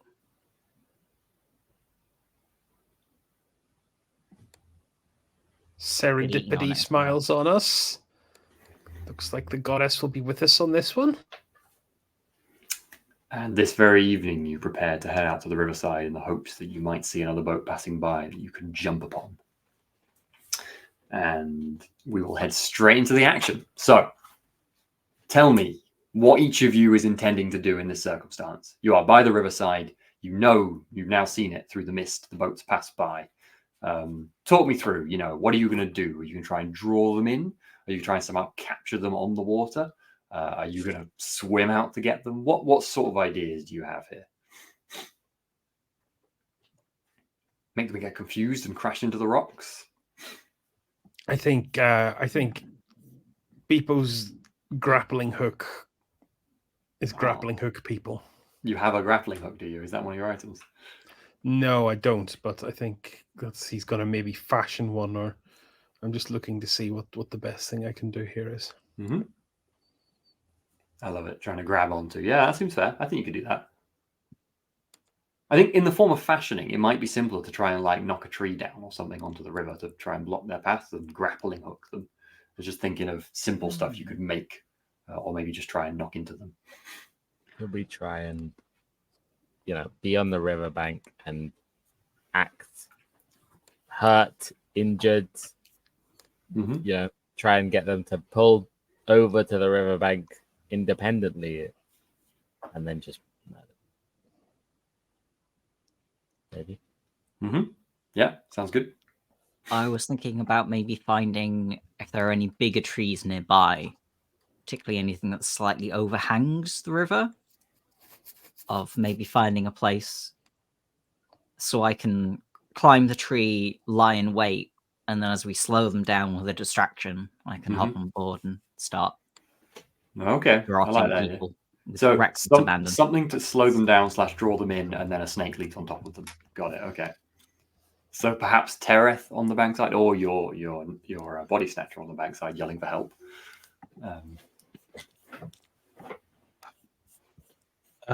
Yeah. What Maybe. magic can we do? Well, I was thinking of two things. There's like, we could yell, "Slow down! There's something ahead." We could try to trick them Oh yeah, into slowing down. Mm-hmm. If they are, do we think these are wizards, or do we think? I mean, Sleek, give me a scan roll for retroactively how well you notice stuff on the boat. Hang on, I'll have to take this away in order to look at my character sheet. Of course. Oh, the joy dear. of screens. Okay, so that is 1 dice. That is a 1. I was very distracted. Yeah, no, you didn't notice anything. It was a boat. It was a very fast boat. It was not that fast. Your plan is based on trying to catch this unbelievably fast boat, and then you see them just poodling down the river. It's like, oh my god, it's going to be great. Yeah. So the other approach is maybe, I don't know, if Osric were to, or someone were to cause some sort of magical effect. I guess Beepo can as well. That might be interesting to them. So it sounds like a distraction. It's a question of voice or magic, really, to distract them with, and then slee up a tree and other people presumably getting to them, maybe up a tree too, or some other way.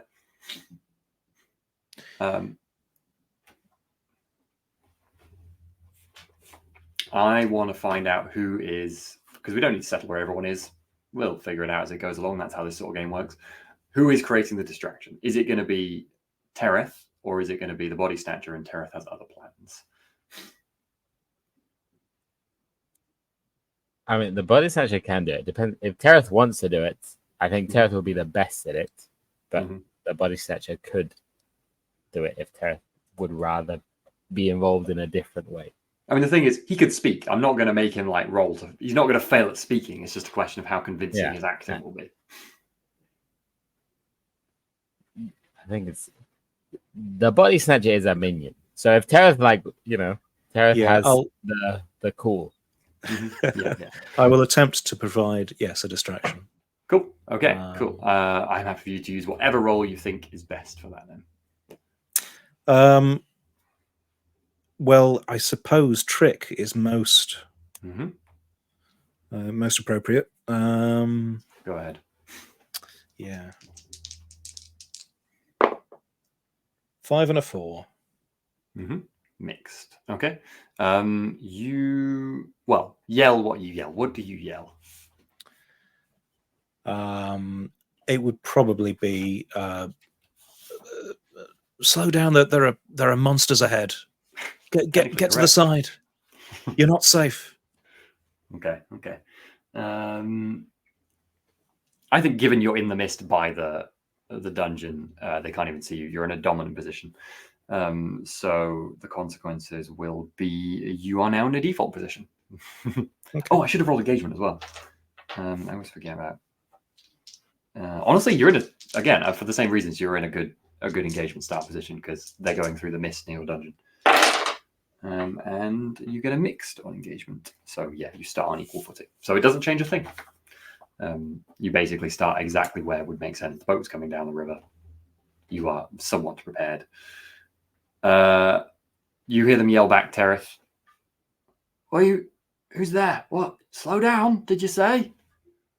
Get to the side. There's a monster in the water. You hear them talking to each other. You can't quite make out what they say, but the boat slows down and does seem to pull towards you. It's not like racing into the bank or anything, but you seem to have succeeded at what you wanted.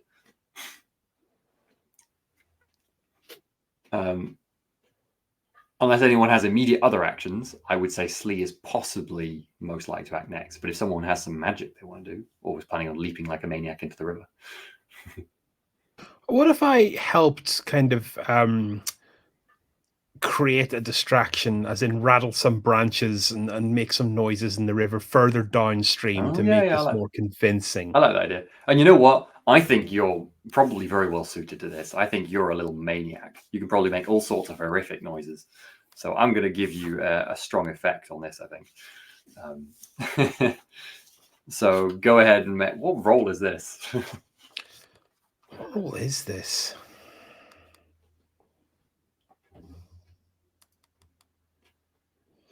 I feel like I want to argue this is a threaten roll because I'm making a threatening kind of sound. I want to create a absolutely. I think that's fair. Go for it. The sense of danger. So that's 3 dice. I love your threatening little kobold. Do I want to spend a dark art? We don't get a dark art at the start of the session. We only get that when we do something cool, don't we? Yeah, you get it back for cool stuff basically. I'll just try the 3 dice. Let's see what happens. 5, a 4, and a 4. So I got a 5, a mixed. And I was just thinking, to be honest, this kind of is fulfilling your dark impulse as well, because you're deranged. I'm just this is pretty deranged. Yeah. You're just pretending to be a monster downstream and shaking the tree and screaming at the top of your lungs. Yeah. Yeah, I think you do get one back for that. So you got a mixed success, did you say? Yeah. Okay, cool. Yeah, get a dark art because that's hilarious. Everyone else remember their dark impulse as well. If you could remind me that you're playing as well, it doesn't have to be on my side. If you want to gain free dark arts, well, you have to work for them. So you were in a dominant position, so you succeed at what you wanted to do, but your position is now default for next actions. But otherwise, they row faster towards the bankside now. They're convinced there is a monster downstream. Terrace can hear them going, "What? What the fuck was that? Get to the bank! Get to the bank!" They are rowing rapidly towards the bank and towards Slee and Osric, presumably, if you're there as well. Yeah, I think maybe the body snatcher's up in the tree with Slee. He can sculpt. I love this old decrepit man just there with the snake in the tree, just like. Well, that's exactly where I feel like the body snatcher's. Yeah, that's it. Yeah. He's in his element. Yeah, perfect. Okay, so body snatcher and Slee up in a tree. Go on. So, how big actually is the boat without Slee's embellishments, and how many people are there on it? Now you can see it. I think it's maybe like 15 foot-ish, about 5 meters long. So it's like a moderate rowing boat. It's not huge. So like 20 average dogs. I hate you. How many dogs? How many tapirs strapped together is it? And there are 6 people on there. They just look like average sailors. They don't seem to be well armed or anything. They just look traders and things. Humans again, as far as you could tell. Yeah, one of them's a dwarf. Interesting. They definitely haven't seen you. No, you know what? I should give you a sculpt roll, I think. It's going to be super dominant and strong because it's misty and they're not looking at this tree. They're looking downstream at the terrifying monster down there. But to get actually over the boat, so you can leap directly into it, you're going to need to give me a sculpt. And make a sculpt for the body snatcher as well. So, if you want to spend, feel free to spend. I rolled a 6 and a 3. Good stuff. The body snatcher straight up fails. A 3 and a 1. Should have spent your morale. Can I do that? I have to do no, you can't do it now. You got to spend it before. Okay, so what happens is Slee, the bow is almost at you. You're about to leap on. You're perfectly skulking, and then from behind you, the body snatcher goes, and they go, "What?" And they start quickly paddling away, looking at the tree. They haven't exactly seen you, but they definitely are like, they think there's something up there now, and they're not going to go directly underneath you anymore. Damn it. He just couldn't help himself.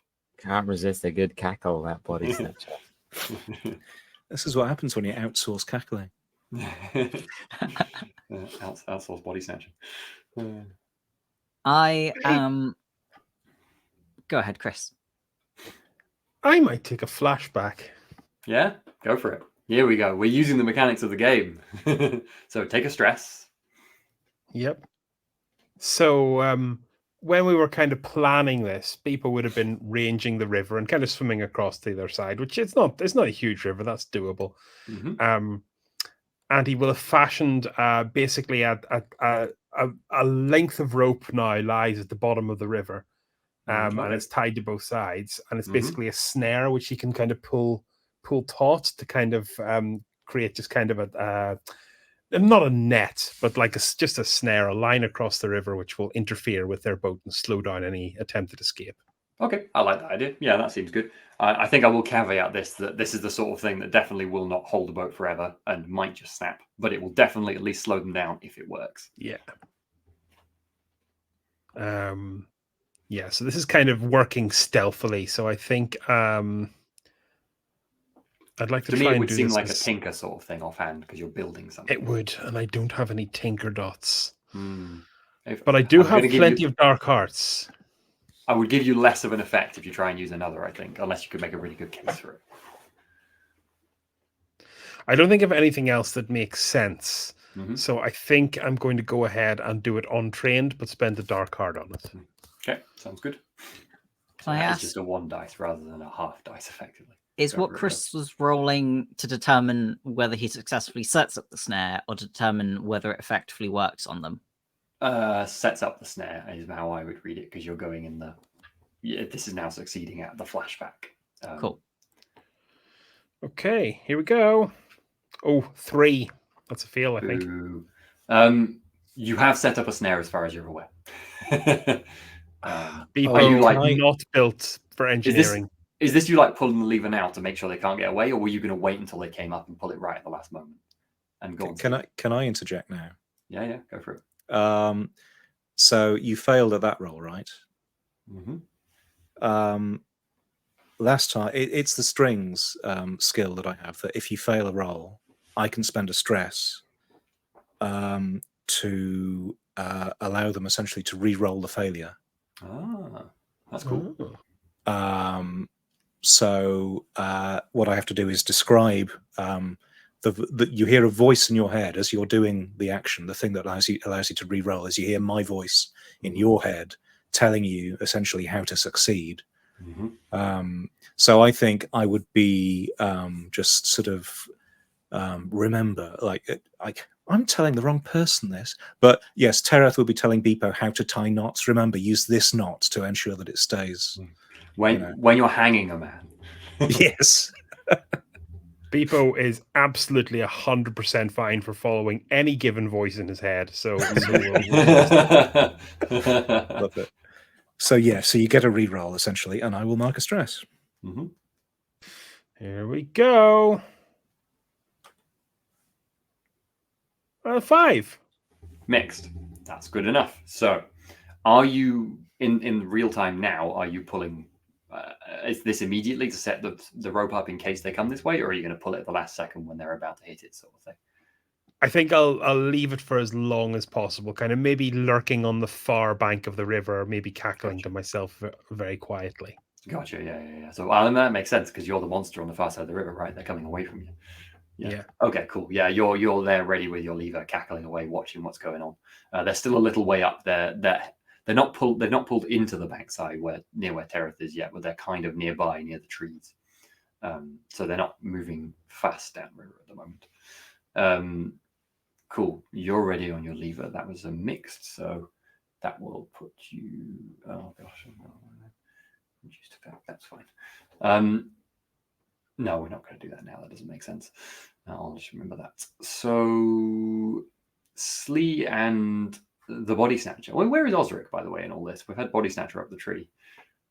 I think Osric is near to Tereth, on that side of the bank at least, hoping that they come over. Maybe we can do some... So you're kind of waiting until they hopefully come to the bank or get within your reach anyway. Yeah, I think he might...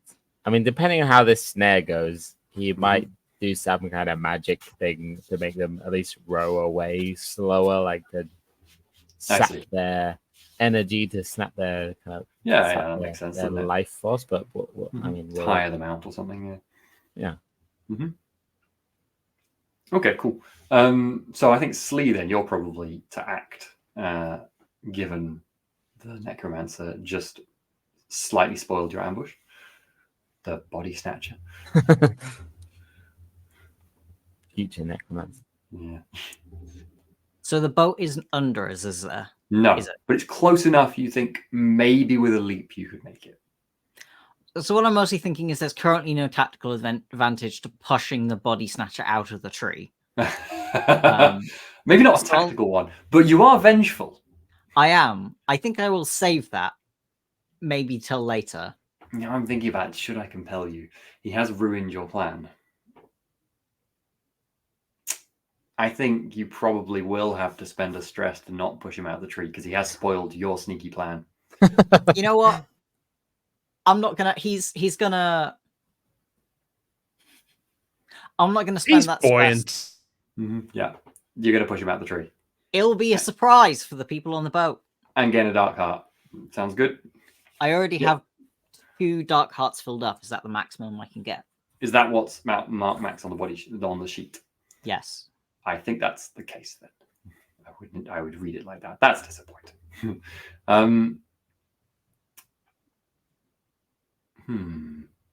But I'll tell you what, I'll let you spend a dark heart on the next roll because I'm nice. Seems fair to carry over. Your vengefulness allows you to do whatever you're doing now with extra vigor. So yeah, I'm gonna push him out the tree with the aim of making as big a splash as possible to cause extra confusion. Okay. Oh, so it's this action that is. You're trying to do a thing. Yeah, why not? Yeah, sure. I was thinking of throwing a smoke bomb down, but Cool, got it. Using him to cause. What is the role this would be causing confusion?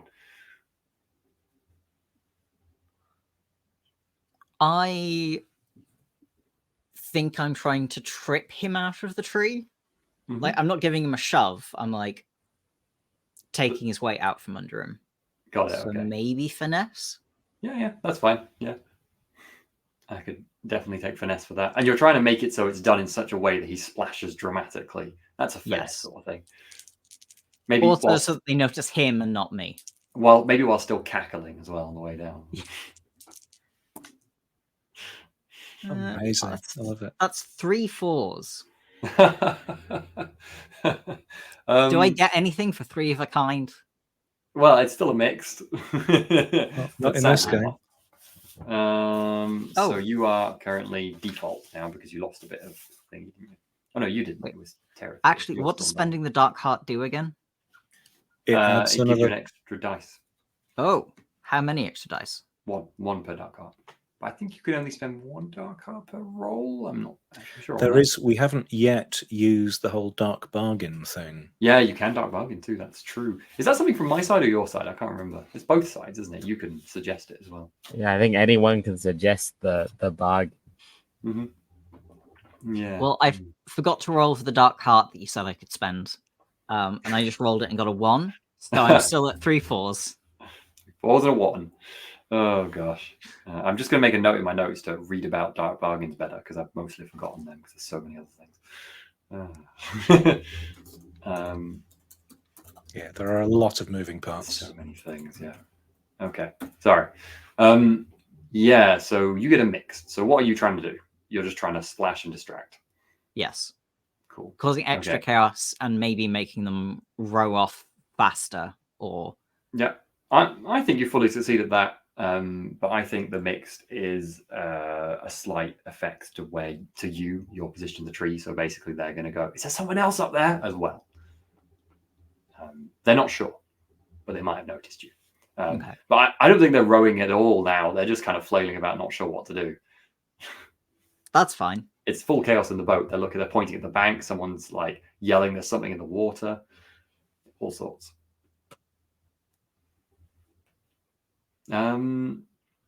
Anyone immediately jumping in with something? Otherwise, I might go back to the bank side. With the body snatcher in the water, he's gonna definitely swim towards the boat. Yeah, that's the whole point. I don't know how long it'll take him to get there, but that's what he's doing. He doesn't have any physical things, does he? One is what I'm thinking Unless you'd count Skulk as Skulk. Skulk invokings. He's going to sneakily swim towards the boat. I'm not sure it's speed of swimming, so Having- I'm not going to make him roll. Basically, if Yeah. he had a physical check, I was thinking he could get there quick, but he's just disappeared under the water. You don't know where he is. He's just gone. As far as you're concerned, he's just drowned. He's been immediately killed by Slee. Oh. But anyway, as long as you get the boat, it's fine, right? So no one immediately leapt upon the boat. It's kind of a bit too far for everyone to reach, other than maybe Slee with a leap. Go on, Slee. I am now probably going to throw down my smoke bomb. Got it. Perfect. I think you're close enough to the boat. I don't really want to make you roll for that because you have the item and it's used at this point. Yeah, I think it. Basically, what I'm going to say this does is it puts everyone else who is on the boat temporarily to a dominant position. That makes sense to me if you were on the boat. So actually now everyone who can see the boat, including Bipper, you'd be like, this is a good time to get on board if you can. It's probably like 2 meters from the bankside and about a meter away from being underneath your tree now. There's lots of yells coming from it. Can I throw the smoke bomb and jump on it? Or yeah. Give me a finesse because you are leaping from a tree. I will do that.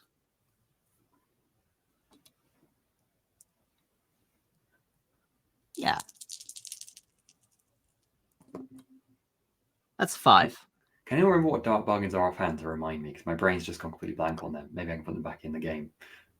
I know it's you get an extra dice for a consequence. Oh yeah. Oh, okay, yeah, that makes sense. That's easy. I'll find the page. It's usually a ticking of a clock or something, isn't it? Yeah, it's usually a calculated consequence. I see. So that's only really relevant if there's a bigger force somehow involved. I don't think it's just clock ticks. Oh no, it's stuff like you can lose your items. That's true. I remember. Yeah. That. Yeah. Okay, yeah, or good. damage Page- relationships with. And do you Page have a dark? 59? And am I right in thinking a dark bargain is you can do that after you fail the roll? That's No, I think it was before. It still has to be In before. Blades in the Dark, I think it was before. I don't know Yeah, about I think here. so. I think it's just like something bad is happening, but you get extra an extra dice. Okay, cool, got it. Well, remember that, and I'll try and do that as well from now. Anyways, what did you get, John? 5. 5 mixed. Okay, so yeah, you leap onto the boat, but you are like temporarily sprawled. Basically, you're not currently ready to leap into action immediately. So, I mean, we don't need to give you say the effects of that. You cannot leap into action this moment. No, my camera. Why have you done this? It's that The one. dark bargain is that Sam's camera breaks. Yeah. Amazing. The positive. Oh is no, that it's totally No, gone. I'm getting 0. there. Don't worry. I just got to press Okay. that button and then that button. We're good. It does that sometimes. I touched the paper that was lying on top of the camera's cable. It was a bad life choice. Failed your Okay, finesse roll. So Slee, since there's so much chaos on the boat, you're not in danger despite the fact you're sprawled. I think if you'd done this without the chaos on the boat, it would have been risky because you did not land perfectly. But as you are, you're still safe. Effectively, it's state of default for you. No one's leaping upon you. You've all seen Slee get on the boat. Is anyone else getting in on the action? Can I think, Osric guys- use? Or, Go on, Yeah, Chris. that's right, You were use- first. Oh, sorry. yeah, I agree. I think Go on, Chris. Now is the time for Beepo to bring up the snare. The boat's probably still a while away from it, but just for future reference, it'll impede the boat if they manage to make things difficult. Mhm. And then probably brandishing the stick will start swimming towards the boat with a bloodlust in their eyes. Yeah, absolutely. I think you can make good speed because you've got the rope across the river, so you can just pull yourself across with that effectively and then just scamper up the bankside. So it will not take you very long. A damp Beepo will be there momentarily. Okay, Osric. can Osric cast kind of in the smoke in the mayhem? Can he implant kind of a vision of their death in people's minds in the smoke of I like? like it. Yeah, that sounds good. So is this a tier 1 or a tier 2 spell? I think a tier 1 vision of death would be like whispers. Where I think a tier 2 vision of death would be like, like panic-inducing, like, almost like screaming and like horrors, I think nightmares sort of thing. tier 2. Let's go for it. Okay, sounds good. So take the stress, and that's going to cost an extra dice. But I think you still have cause to do that right now without too much preparation. You're near the dungeon. You're in the mists already. There's already enough chaos in their minds, So that's how I'm running the tiers of spells, just to put it in perspective. If you walked into a town, you wouldn't be able to just cast a tier 2 without something else going on, or having prepared it better, But yeah, you can in this situation. Okay. So go ahead and make that roll. And if you want to spend dark arts or dark, I don't. He can do his thing where he's gonna do it because that's fun. It's always fun. It's always gonna pick the ability. I can go hard, so it's better effect. The position is worse. So if it works, it goes better. If it goes wrong, it goes more wrong, and he gets an extra dice to do it. Well, usefully for you, you were in dominant position, so now you're in default position and strong effect. Okay, nice. That's a 2, a 4, and a 6. So success. Sorry, very loud thing driving by. That was the sound of the spell. Yeah, it was the sound of the spells. This is the horrors of death you are confronting. You're going to so you got 6 over. I did get 1. Perfect, a success. What manifest is this horror? Is it a sound? Is it just in their mind and no one else can perceive it? Is it light in the mist? What do you want? I think maybe like the smoke bomb of Slee, or the smoke of Slee, like forms into an image of a creature that will kill them. And they see this thing in the smoke and they see it killing them in their mind, and they don't enjoy it. Yeah, that doesn't sound enjoyable, to be fair. No. They're like yelling, and some of them have like picked up like whatever, like one of them has a spear, and they're just using whatever tools they have, and they're just flailing at this smoke. One of them's leapt into the water, just straight up, just leapt into the water off the boat, and is swimming to shore directly towards you, Tereth. The only one who seems to be kind of actually looking around with any sense is the dwarf. All the others seem to just be kind of flailing around and screaming for their lives now. Beepo, I think you're on the near bank side now. Slee, let's go to you on the boat, and then we'll maybe do Tereth and the body snatcher. Okay. No one has engaged you actively. I think maybe like someone's noticed you, but they don't even think you're the biggest threat at this point. I feel like I might want to do something about the dwarf, but maybe not straight away. I'm going to try and trip someone else into the water. Sounds good. I think the dwarf is at the helm, so they're the one holding the rudder. Okay. Sure. Yeah, I think that's finesse, and honestly, that seems pretty easy. You're in the mist; they're running about like maniacs. Yeah, that's strong effect, or whatever. It's easy. That's 5. Yeah, mix. A mix is good enough for that in that context. So yeah, they're in the water. You, in doing so, the result of your mix is 2 of the other sailors. There's only 4 of them left on the boat now, but 2 of the other sailors have spotted you and are kind of starting to descend on you with, like, one of them just got a little knife, and one of them with a spear is kind of pointing at you. So they've noticed you. Right. While the other one just went and splashed into the water. Wilhelm scream. Yeah. And then that one that you just tripped into the water, can you make me a skulk roll for the body snatcher, Sam? Okay. And you can feel free to spend his morale if you want. No, it's fine. Yeah. Okay, it's 2 fours, so a partial success. A mix. He succeeds enough. You hear a gurgling and like wailing sound from the water as the body snatcher pulls him down just by the side of the boat. It was an easy thing to do, given he'd just been dropped into the water. The body snatcher dispatches, and body snatcher creates another body. But I think the mixed effect is going to be he's going to be down there for a while. Okay. Tereth on the bank side. There's one swimming towards you who's about to come out on the bank. I think I would probably reach down to him and say, "Quick, this way! It's safe over here." Yeah, in the mist, you don't even need to roll for that. He's totally gonna go along with you. And then, yes, one of my items is a hidden dagger. So amazing. I think you need a finesse roll or something along the lines for that, but you're definitely in a dominant and strong. And I'm just going to give you another dice because this is an amazingly effective situation. Okay, well, I have no points in finesse, so moving to one would... what could you argue it would more likely to be? Something you can stab with. Skulk? You stab with skulk? I think it could be trick if you're like, yeah, you're right. I'm safe, I'm friendly, and then you just stab them. Yeah, I'd say stabbing someone, yeah, in that way. Yeah, that's a trick, isn't it? You're right, because that includes the stab.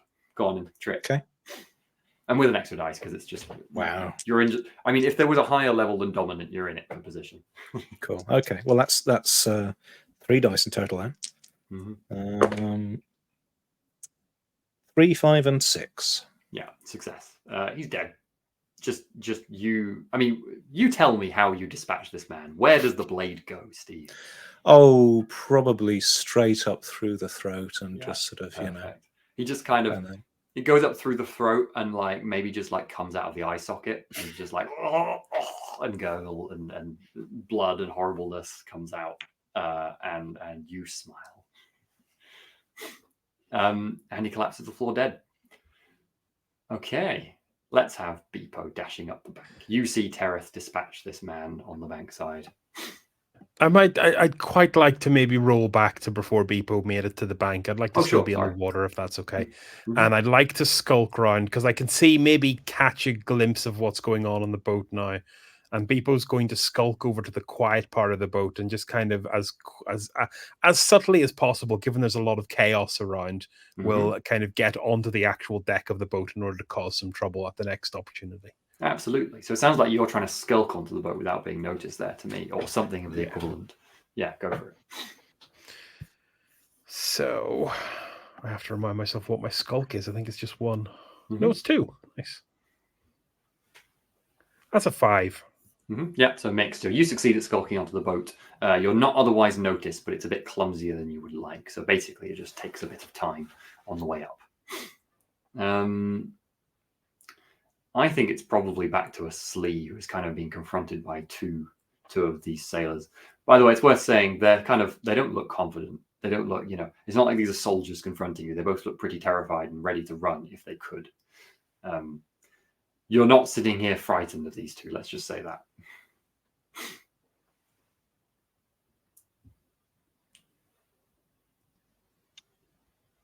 How often does your poison recharge, just out of interest?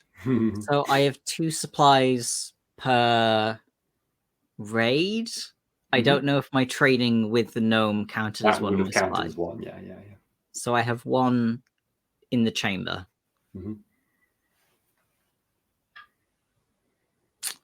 I could try and threaten.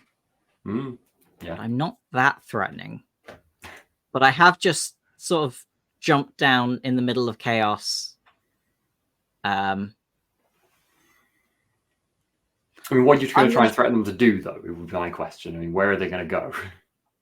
Overboard. Just threaten them over the side. They're safer in the water than they are up here. I'm going to try and... Yeah.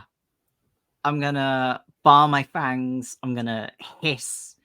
I'm going to flare my hood. And I'm going to spend a dark heart. Amazing. Sounds good. Go for it. So that is Don't think I got a dark bargain 2 dice.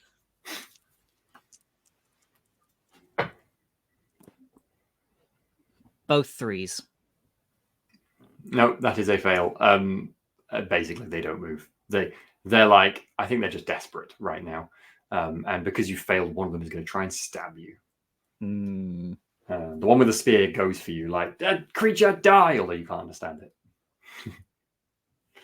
And tries to stab you just in the neck. You have a very long neck. There's a lot of neck to hit.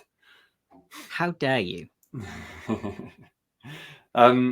So basically, that failure is they succeed at hitting you in this circumstance. So you either resist or you will be bloodied. I will try and resist. Go for it. I'm going to try and dodge out the way. Mhm. So I'm going to go for finesse. Okay. Because that's the agility one, right? Yeah, that sounds good. Boop. 4. Okay, so that's a mixed. So I think that means you partially prevent, but you, gosh, I don't have the stress. Why is the stress thing not on this? Page 50, I think. Yeah. Okay, yeah, I'll just look at page 50. Let's see. If someone could read it out to me if they've got it in front of them. Mixed is you spend 2 stress to partially resist the consequence. Okay, so you do not take the bloodied. Instead, you will take a shock to your physical thing.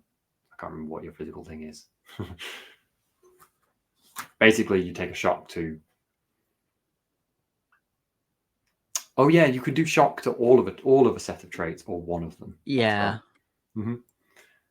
I would like you, because it's 1 down from bloody, to take a shock to all of your physical traits. Cool. Temporary reduction in stat, basically. That's what a shock That's is. a -1 dice. And you spend 2 1 stress, was it? 2 stress.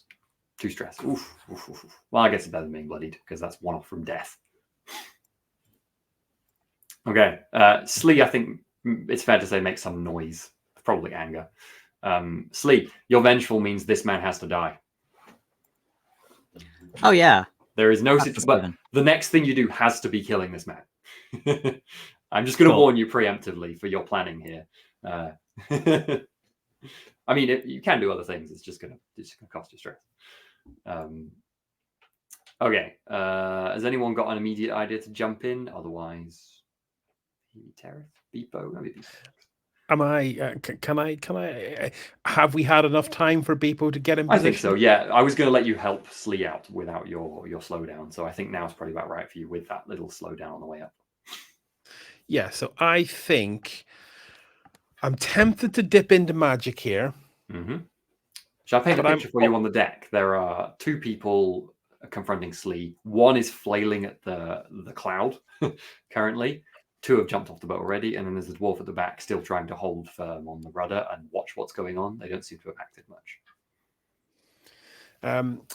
So I think Beepo's just going to go fully feral and threaten by just being an absolute chaos gremlin, throwing things around and charging towards the Slee's assailant, just creating a immediate and pressing distraction. Okay, I love it. What are you going to roll for that?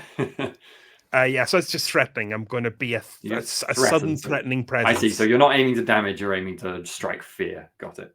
Yeah, I'm aiming to distract them from the fact that maybe Slee is not the most important thing they should be trying to stab at the minute. Amazing. Got it. Yeah, that sounds good. You are definitely in a dominant position for that context, given this creature have just come out of the water.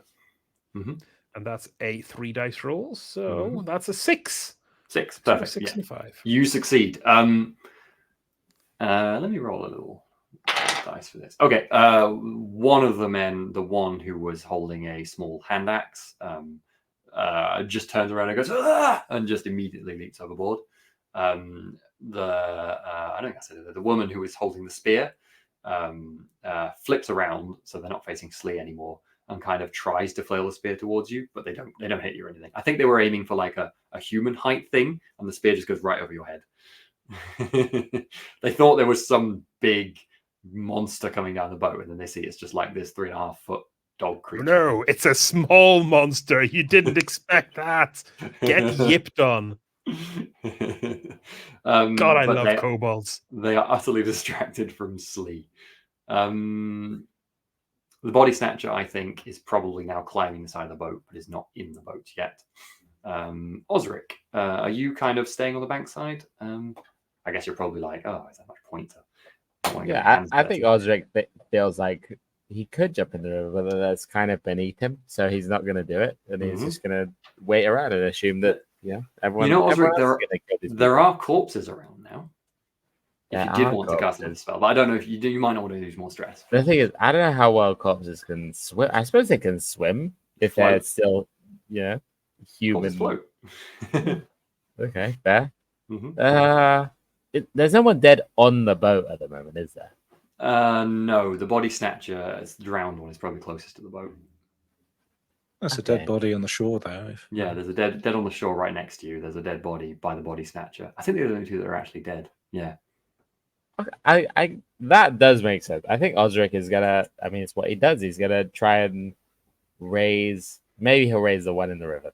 Cool. Being on the shore it might be easier to see, but it's not going to be useful. Probably. Absolutely. Yeah, that sounds good. That's a tier one spell to raise a single zombie, I think. Okay. I think, is it right that a tier 1 is no stress? This is the book says. Is that, if the book says that, that sounds fair. Well, it says on the tier 2 equal to teams action or one. No, that's the wrong thing. I thought it was always a stress to cast a magical thing, but I might be wrong. Maybe Other than maybe tier 0, but if you've seen a tier 1 does not cost stress, then that I overrides. sort of had the let me have a quick. This book is so big. It is big. It is big. I kind of tier 0. Tier 1 says equal to other actions in impact. Tier 2 says spend stress to cast, take -1d on the roll. Oh, I see what you mean. It does say yeah, and it doesn't say spend stress to cast. Yeah, tier 1. so I don't know. Like it does say in general you spend stress to cast spells, but then that subtitle of it makes it seem like you maybe don't for tier 1. I'm not sure. Well, tier 1 spells are supposed to be the equivalent of normal actions. That is their intention. So I suppose you don't spend stress for normal actions. So that, yeah, okay, that does make sense. Okay. I was going to try with a normal spell thing to raise this the guy in the water from the dead and have him clamber back aboard the boat. Mm-hmm. Yeah, makes sense. That is an absolute failure. A 1, a 2, and a 3. Not good. You do not accomplish that. And I think the downside of this is that you feel like the spirit's angry with you somehow, and the magical, terrifying vision that was created out of the mist dissipates. There's no longer a fear enveloping the ship, effectively. Okay. As a will curse all the gods you can think of.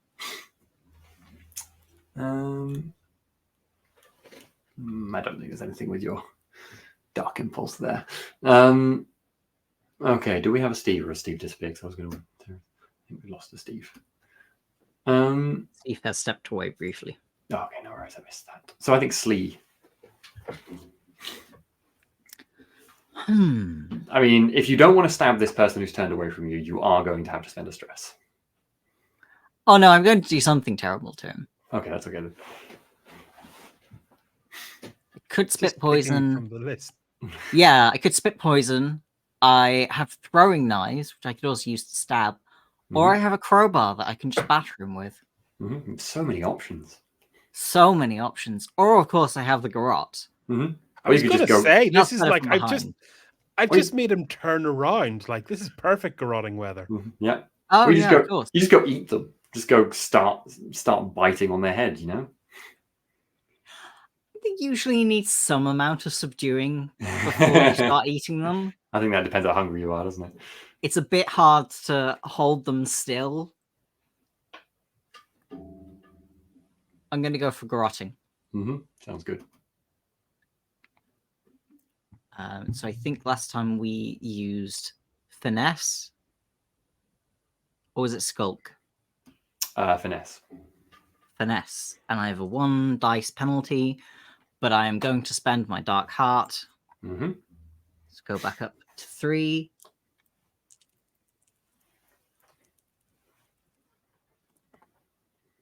Oh my god. Don't tell me you failed. It's a 1, 2, and a 3 again. Oh gosh, John. Shall I interject? Do you? Yeah, if you want to. I think it's probably Please do. What you were trying to garrote them, Yes. weren't you? Terrace instruction on garroting. No, the neck, not the ankle. I was going to say, yeah. Structural video by Terrace, just with like a schematic of human. You have to understand, Slee, that humans their necks are different. You really have to aim just below the chin. Just, just focus. Amazing. Oh, that's so good. Is that a re-roll of everything? Yeah, reroll of everything, yeah. That's really useful, Steve. It's a good skill. Because I don't think there's many of the things that give you rerolls. 2 6s. Critical. You garrot their head clean off. It's just like that. The other individual who was on the ship next to them leaps into the water. That is everyone on the ship, either dead or in the water, other than that dwarf who was on the ship. Do I get a dark heart back for indulging my vengeance? Yeah, you do. Yeah. Excellent. Don't I also, for a critical, undo one stress? I don't think so. I think that's when you are doing the resist roll. You get a stress back. In the critical, the regular critical is just better effects. Something else cool happens. Which, to be fair, you can choose. But I kind of just went for it then with the other person leaps in the water. I hope that's okay. So that leaves us with Beepo and Slee on the boat with just the dwarf and a body. One person alive in the water, and everyone else on the bank. Well, as the body snatcher who's still gurgling away. So, Beepo, I think, are you going to go for that dwarf? I think so, yeah. We skipped Tereth so that I could go, didn't we? Oh, yeah. To be fair, and you haven't been for a while. Steve as well, actually. Are you kind of staying on the bank side? I feel like you're almost masterminding this indirectly with the dice rolls here.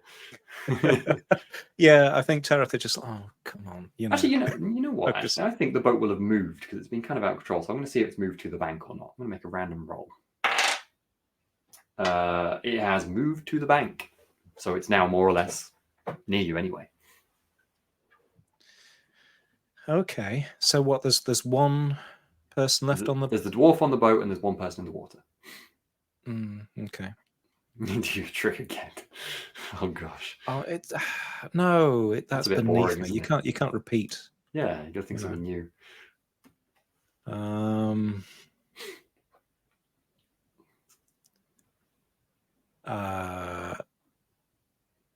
You could yell to the dwarf something, maybe.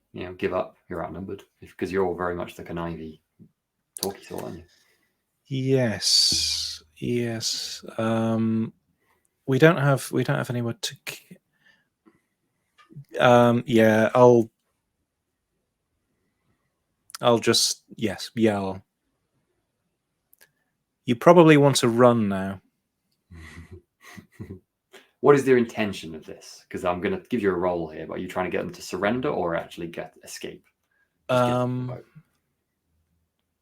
I think probably just jump into the water and flee. Okay.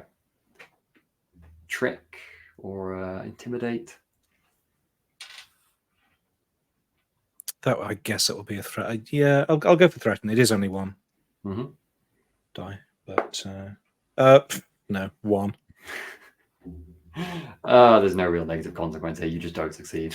You're not in a dangerous position. Okay, sorry, Chris. You were gonna have an action on the boat. I think so.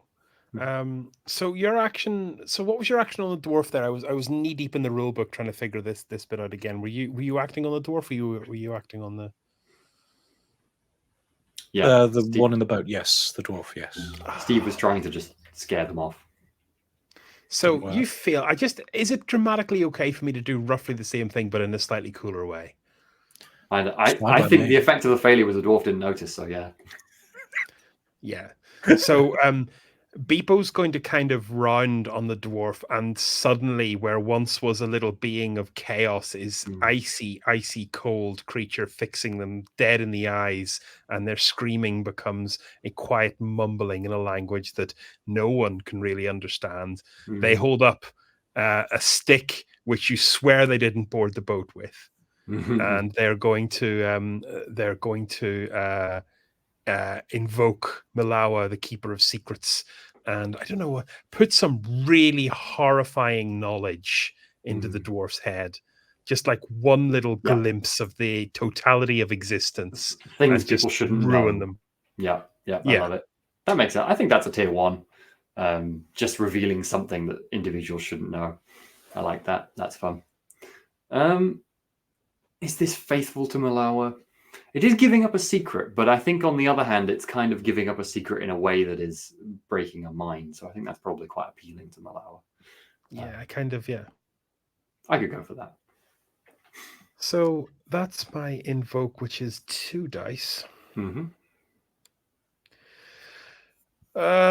One more dark heart for the road. I have a feeling with the wind up for this, it would be rude of me not to spend my last dark heart on it. So I think I'll do that. Take myself to 3 dice. Mm-hmm. Here we go. Yeah, 6, 5, 2 5s and a 6. Yeah, all good. The dwarf, they sort of like look away from you, just start gazing up at the sky, and then just like look slightly claw at the side of their head and just flop backwards out of the boat.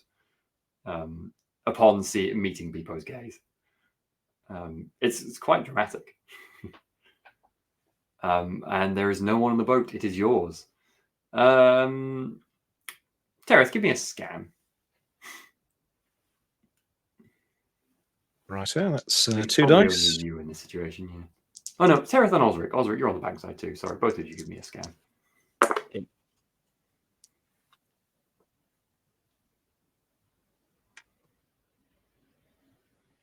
How'd you do? Nope. I I rolled a 2. rolled a 5 and a 6. 6. Perfect. You succeed. You see someone swimming away directly upstream into the darkness, trying to get away from you all. The last member of the ship. You see something shiny that they're holding. Ooh.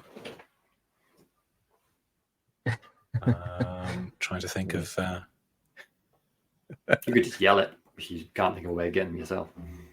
Yeah, well, no, I was trying to think of something cool to Oh. yell, but I can't. So one's getting away.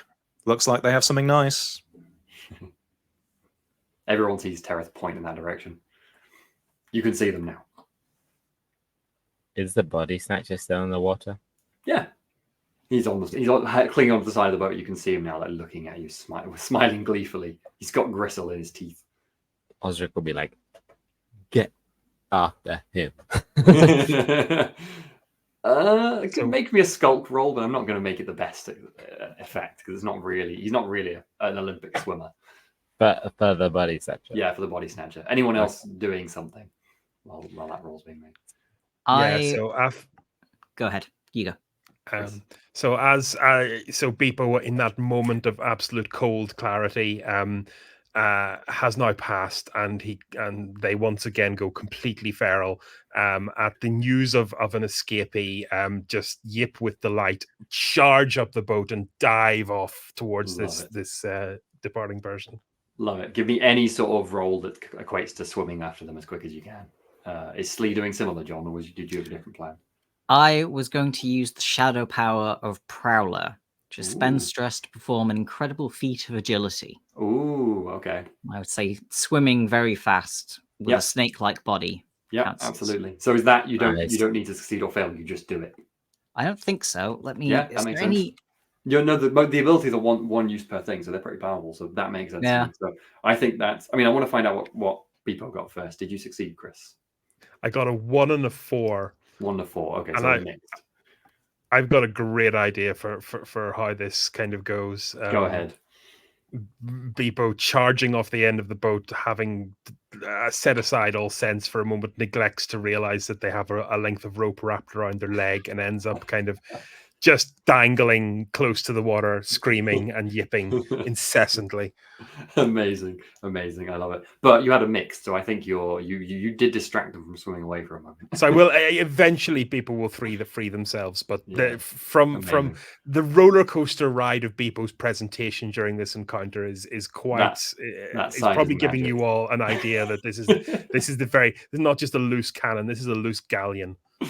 There's definite small dog energy. But Slee, describe the feat of athletics to catch, and with that you can catch and do whatever you want with them. I think it's like they move like a dark bolt, like a perfectly straight lawn dart, basically, out of the ship. And then with a weird amount of agility that you've never, like, they're agile on the ground, but you've never seen them move exactly like this on two legs. It's more going back to their ancestral roots kind of movement. And they cut through the water, wrap themselves around the fleeing body, and then both of them just sort of drop below the surface for a few minutes. And a bubble rises up. And then a couple of minutes later, Slee drags the body onto the riverbank. Amazing. I think we'll end the session there because that is a magical ending. There will be some extra treasure coming your way thanks to that catch. Well done. Cool. Sorry we went a wee bit late tonight, folks. I will do the wee round off and then we can do a couple of quick questions and other bits and bobs. So this is We Are Telling Tales. This is Wicked Ones. We do other things. We're going to be doing Big Wet next Thursday, and then we'll alternate, I think, on the Thursdays. Simba is on Wednesdays. Vesson on Mondays. Next one shot is in a few weekends' time. John, did you have something to add? Based on Mondays, but not next Monday. Yes, not next Monday. Usually on Mondays. So come check that out. We stream live on Twitch. It all goes on YouTube. Check out our social media below, Patreon, all that sort of thing. It's great. Discord's fun. There's lots of people there. Thanks for watching. Any thank yous to folks, John? There is a thank you for the follow to our lad. Ah, lad. Thank you. And also a comment from them. Hello. Yes, we do. I should read these things out. Do you play Warhammer Fantasy roleplay, guys? Yes, we do. We have a campaign. I think we did 13 episodes of about a year ago now, wouldn't it? Yeah, because started after it. So yeah, about a year ago. We are hoping to be getting back to it soon for the second arc. And that was Steve, John, myself running it. And it was basically the Monday crew. Johnny and Justin. So yeah, looking forward to playing some more of that. I've missed the Warhammer a bit. I must admit. It was great fun. It was fun. Yeah. Any other questions? The big plan is to pollute and despoil the valley. You sound like Captain Planet villains. Yeah, we do, don't we? Thank you, 42. I mean, I think we sound like villains in all sorts of things. It's a very classical villain, isn't it, really? Classical Saturday morning cartoon villain, I think, is maybe where we're developing to. So slapstick slash little bit more sort of murder and consumption. Yeah. Maybe it's fun. Saturday morning cartoon, but in Japan. Yeah. I like adding in the whole, like that dwarf clawing his eyes out, almost sort of horror, or like, you're just stabbing him through the face. The good old, like, yeah, by the way, this is horrific. Just as little side notes. It's fun. I think it's a nice combination of like the kind of unrealistic evil just for the sake of evil, but mixed in with like the kind of gritty, maybe not gritty, but just like this in a Saturday morning cartoon. You don't see people like getting brutally murdered. You just, they're doing evil stuff, but you don't see the actual evil things that they do. But this is a bit of a combination of. It's more B-movie comedy horror where the developers are way too enthusiastic about the special effects. Yeah. I imagine the special effects of the snake going up river was probably amazing. I think the special effects of the garroting the neck and the presumably head blood fountain, like body probably flailing about for a moment. Yeah, you can imagine. That was a lot of fun. Thanks, folks. I really enjoyed that session. It's nice to get in the rhythm of the game a bit now, rather than do all the setup stuff. So yeah, it's gonna be fun to play a dungeon session next too, maybe where you get some folks trying to raid you properly as well. Cool. Well, if that's all, we'll probably finish up there since we're already a wee bit late. But thanks for joining us, folks. Take care, everyone, and we'll catch you in 2 weeks' time for another Wicked Ones, and check out all our other things. Bye bye.